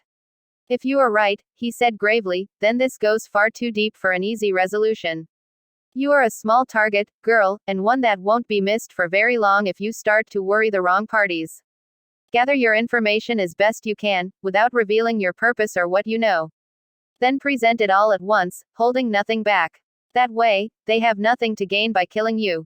As wise as his words may have been, she couldn't trust Naruto's safety to an unknown factor. Morino Ibiki had a well-deserved reputation for ruthlessness, especially after the botched mission where he'd acquired those horrific scars. Kurenai didn't know all the details, but she did acknowledge that Ibiki would do what he felt needed to be done, disregarding all else. If he thought Konoha's safety was best guaranteed by murdering an innocent, she didn't think he'd hesitate. It was an uncomfortable realization for Yuhi Kurenai, this acknowledgement that she could consciously place the welfare of her genin before that of her village. She supposed that the injustices inflicted by the villagers on her team made this almost inevitable, and Naruto was only the most obvious example. Hinata displayed the signs of chronic emotional abuse, most likely inflicted by her bastard of a father. Shino appeared to be well treated by his clan, but, like most Ibarames, he was rather isolated from his classmates who didn't understand or were frankly disgusted by his family's distinctive jutsus. Never mind how often the Kikai bugs had proven invaluable in missions or open warfare, the Aburame were actively encouraged to keep to themselves. Maybe that was why she'd taken Kobaru sensei's lessons on teamwork and emphasized them even more. Perhaps if they trusted each other enough, when one of their personal situations boiled over, they would be able to help each other. Kurenai knew she'd do what she could, but an effective sensei works to make their own presence unnecessary. Someday, when she was gone, perhaps these three would still be able to rely on one another. Kurenai shook her head, amused at her suddenly morbid train of thought. She would approach this situation like any other mission. She would gather her information, biding her time until it was time to act. And she would groom Naruto to become the village council's worst nightmare, a Hokage. Naruto and Hinata visited with Iruka-sensei for over 2 hours before the nurses asked them, with a polite nod toward Hinata and a scowl for him, to let Iruka rest. Of course, Naruto had told Iruka everything about their mission in the ambush. Hinata wasn't sure if this was allowed or not, but Iruka was a Chunin, and they hadn't been expressly forbidden from speaking, so she remained silent while Naruto entertained his captive audience. She worried that Iruka would be angry that she led teammate into such a dangerous situation, but his eyes were understanding when she finally gathered the courage to stop staring at the floor. A short while later, when Naruto revealed that she knew of his prisoner, the honestly grateful look Iruka gave her spoke volumes. She couldn't remember ever receiving such a look of fervent approval before, and began to realize just how much Iruka worried about his most troublesome student. She'd give anything to have her father look at her like that. Just once. That realization soured her enjoyment of the visit, though she didn't let it show. Naruto was so happy to see Iruka in good spirits that she couldn't let herself do anything to spoil it. Still, she was quiet as they left the hospital. After a minute, Naruto asked her if she wanted to go spar, as this was their normal team training time. Hinata nodded, but they had taken no more than 3 steps before Neji appeared out of the crowd, standing in front of her. Hinata, he said, not even acknowledging Naruto's presence. You are to report to Hiyoshi-sama immediately. Hi, she agreed quickly, looking down. She didn't raise her eyes until her cousin's angry presence had departed. When she did, she was surprised to see Naruto frowning. I have to go, she said. Naruto nodded. Do you think you will be done in time to meet Lee and Guy? He asked quietly. I don't know, she said, biting her lower lip. Father probably wants to discuss my performance on the mission. Naruto scowled fiercely, which surprised her. If he gives you any crap, Naruto whispered, remember what Sensei and the Hokage both said. She said her goodbyes somewhat mechanically, promising to meet early next morning, wondering what Naruto meant by that. He seemed to think her father would find fault in her conduct, which was depressing but probably accurate. But at the same time, he was telling her to recall the words of others. Yuhi Kurenai is not one to lightly praise another's logic, the Hokage had said. The Hokage said that he agreed with Kurenai-sensei, she had done well. If father disagreed with that, did it make him wrong? Or did he just understand her better? Perhaps they did not hold her to the Hyuga standard, which her father did. But if the head of the clan disagreed with the Hokage of the village, who was right? These unsettling thoughts accompanied her all the way back to the Hyuga compound. The branch family servants directed her to the audience chamber, where she found her father sitting stiffly in his usual formal white robes. With scarcely a nod of greeting, the questions began. Off balance, Hinata began answering them as best she could, trying not to let a stammer creep into her voice. Her father seemed unusually interested in their last mission, more than he'd ever been before. She answered as truthfully as she could, trying not to stammer when he scowled or frowned thoughtfully. The Iwakager shinobi mistaking Naruto for the 4th Hokage provoked a fierce scowl, accompanied by a visible clenching of the muscles along his jaw. It wasn't until she described fighting Hanabi's kidnappers that his questions became slower and more cautious. She puzzled over this as she groped for the answers. Her father wanted something from her, but didn't want to tell her what it was. It wasn't until he asked if Naruto had displayed any special abilities that the pieces all fit together. Not that I saw, father, she replied without missing a beat. While it was literally true, since he didn't use the red chakra until after she was knocked unconscious, Hinata was still shocked at how easily the words left her lips. She next described waking up with Naruto cleaning off her face and Hanabi standing over her as she wondered why she had, well, not lied, but she had certainly not told the entire truth. Father suspects something happened, she realized after he had fallen silent. Why does he care, unless he wants to use this information somehow? She remembered his reaction to her first mention of her teammate's name. I think he wants to use it against Naruto somehow. Maybe he hates Naruto, like how the Hokage was worried Shino and I would if we found out the truth. He wants to hurt Naruto-kun. With that, the smoldering anger returned again, the frustration of failure and anger at her helplessness, but still she maintained her facade of apathy. It was this mask of ice she'd learned to don over the years around her family. It wasn't perfect, but sometimes it made it hurt less when she spoke to her father. This time, for Naruto's sake, she held it almost perfectly. Do you have any idea how Uzumaki was able to defeat his opponents? Her father finally asked. Hinata tried to look thoughtful. He trains very hard, in addition to what Kurenai-sensei does with our team. I am working extra as well, in order to keep up, so I don't become a burden on my teammates, she answered. It was a half-truth. Naruto's improved taijutsu had definitely played a role in his victory, and she could see how his training with Gai-sensei had helped. She included that last part as an echo of her father's admonishments to not drag down her team and embarrass the clan. She felt vaguely uneasy about deceiving her father, but found to her surprise that she could do it for Naruto if she had to. The burn of shame in the pit of her stomach was drowned in her concern for her teammate. Had her father seen through her mask? Was he even now concluding that she knew more than she was telling? She knew he would find any deception on her part inexcusable. Of course she was nervous under her father's gaze, despite her efforts to mask her emotions. That made this interview no different than scores of previous ones, where she'd hoped against hope for his approval. And so Hyuga Hiyashi came to the only logical conclusion: his daughter hadn't seen anything of use. Next time you return from an extended mission, you will report directly to me, he said severely. Return to your quarters and do not leave them for the evening meal. You are dismissed. Hinata bowed and rose to her feet as gracefully as she could manage with her stomach fluttering like a sparrow in a net. She left the audience chamber on silent feet, retreating to her quarters as quickly as decorum would allow. As victories go, it wasn't much. But it was a first. Being confined to her quarters was a small price to pay, especially since she had a packed bento in her bag. Her only regret was missing the celebration for Lee. As he surveyed the ruins of the restaurant, Naruto was glad Hinata hadn't been there. Things had started off badly and had deteriorated rapidly. To start off, Hyuga Neji was there, apparently at the insistence of Guy.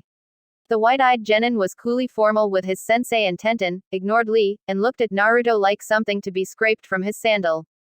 Recalling the way he'd acted toward Hinata, Naruto had to actively restrain his temper. But at least he wasn't the cause of the disaster. Guy had led them in a series of toasts to Lee's success, which had led to much amusement for the other genin. Tenten just smiled at the antics of her sensei and his protege, but Neji was noticeably less subtle. Naruto saw Lee's eyes narrow, but that might have been the end of it. If it wasn't for the sake. Guy was drinking the traditional beverage for such an occasion, but he insisted that the underage genin drink non-alcoholic potables. Naruto didn't have a problem with that. He didn't want to become drunk, and he knew an alcoholic couldn't become Hokage. He settled for water, since he was still slightly dehydrated from his afternoon training. Tenten had some fruit juice, and Neji drank coffee in the Western style, a concoction that seemed to suit his bitter disposition. Lee, however, had opted for a clear but spicy fermented ginger beer. It didn't contain alcohol, but it came in ceramic bottles that resembled Guy's sake containers. Naruto wasn't sure that Lee's mimicry of his sensei was entirely healthy, but he had no idea how much of a premonition those concerns would prove to be. At some point in the toasts, Guy and Lee had evidently switched bottles. After the last kanpai, Guy frowned and looked down at the bottle he'd poured his drink from. Lee's face, on the other hand, turned bright red and his normally wide round eyes were half-lidded. Naruto stared at his friend while Neji let out a quiet snort of amusement. Bastard, Lee slurred as he dove across the table at his teammate and rival. But what he'd done wasn't half as surprising as how he'd done it. Naruto was used to the boy's blinding speed, but what he saw now was comparable to what he'd been like after that first gate thing. Neji, the Hyuga genius, was caught flat-footed by a right hook and sent tumbling to the floor. Tenten let out a squeak and shot backwards out of her chair, right before the table edge went through the space her lap had occupied a moment earlier. Guy was only caught flat-footed for a moment before his hands shot forward to grab his student, but Lee twisted like an eel and was suddenly free, leaping from their table to an adjoining one before launching himself at Neji again.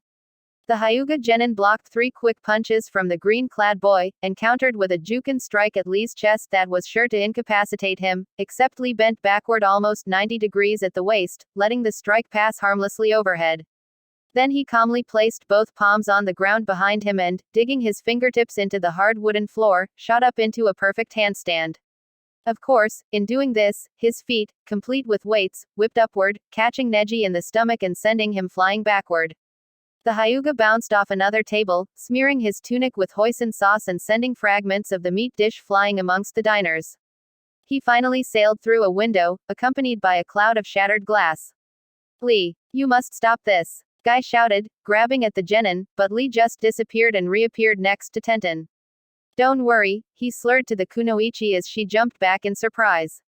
Nishi. Don't wanna hit you. Don't see why y'all like dat cold fish dough. He's not as niche as his cushion. Just as Guy's hands were reaching for Lee's shoulders, Lee fell back into a somersault, rolling between Guy's feet as smoothly as if they'd practiced that move.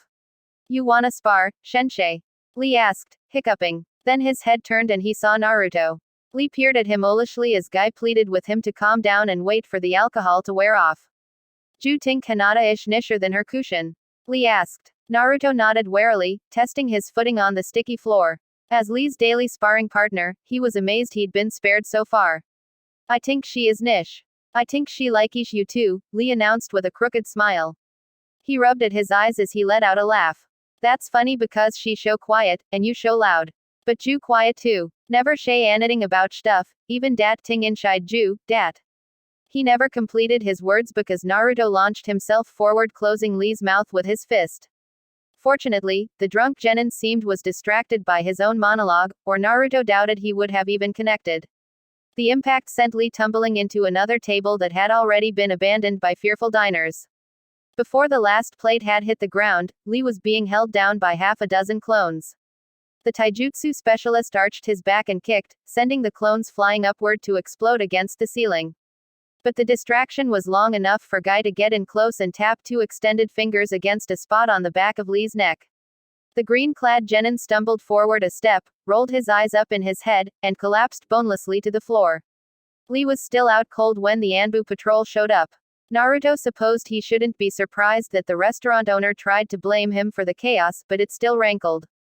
Privately, he was just glad this wasn't Moritake's, otherwise Kurenai would never forgive him. Guy, however, accepted all the blame for the situation, and promised to pay the damages, which made Naruto profoundly grateful to the man. In fact, the Jonin just nodded distractedly while the restaurant manager ranted on about damaged furniture and lost business. His eyes were fixed on Lee, who dozed fitfully as he lay across a trio of chairs that Naruto had dragged together. Tenten had re-entered the trashed dining room with a wobbly Neji a short while earlier. The Hyuga's eyes were unfocused and he seemed to have trouble standing up straight, but he still shook his head when Tenten offered him a steadying hand. A natural Sukin fighter, Guy murmured, almost too quiet to hear. Who would have thought? He straightened up when Tenten cleared her throat. Send me the total once you've added it up, he said brusquely to the manager. Tenten, please make sure Neji makes it home all right. Uzumaki-san and I will take care of Lee. Tenten nodded, ignoring Neji's disgruntled expression as she took his arm. She gave Naruto a sly wink before turning away. Naruto helped Guy pick Lee up, who only shifted restlessly and hiccuped in his sleep. As they stepped outside, watching Tenten lead Neji out into the night, Guy lowered his voice as he spoke to Naruto. You acted decisively to keep Lee from breaking the Hokage's law, he said. Naruto shrugged. I don't want him to get in trouble because of me, he said uncomfortably. Guy shook his head. He won't. I had no idea he could possibly have such a strong reaction to alcohol. Probably he had an ancestor or two that were gifted drunken fist masters. That's the only thing that would explain his hair trigger reaction. We'll have to ensure he never has access to alcohol, unless it's an emergency. I think him having alcohol would be an emergency all by itself, Naruto said doubtfully. You didn't notice? Guy asked, raising an eyebrow. Naruto wondered what sort of effort it must be costing the loud Jonin to speak in little more than a whisper. He just shook his head in response. Lee has never been able to get a decisive hit on Neji, for as long as they've sparred together. Tonight that was not the case. The Jonin smiled. I think the sake has revealed some of his true potential. Now all we need to realize that potential.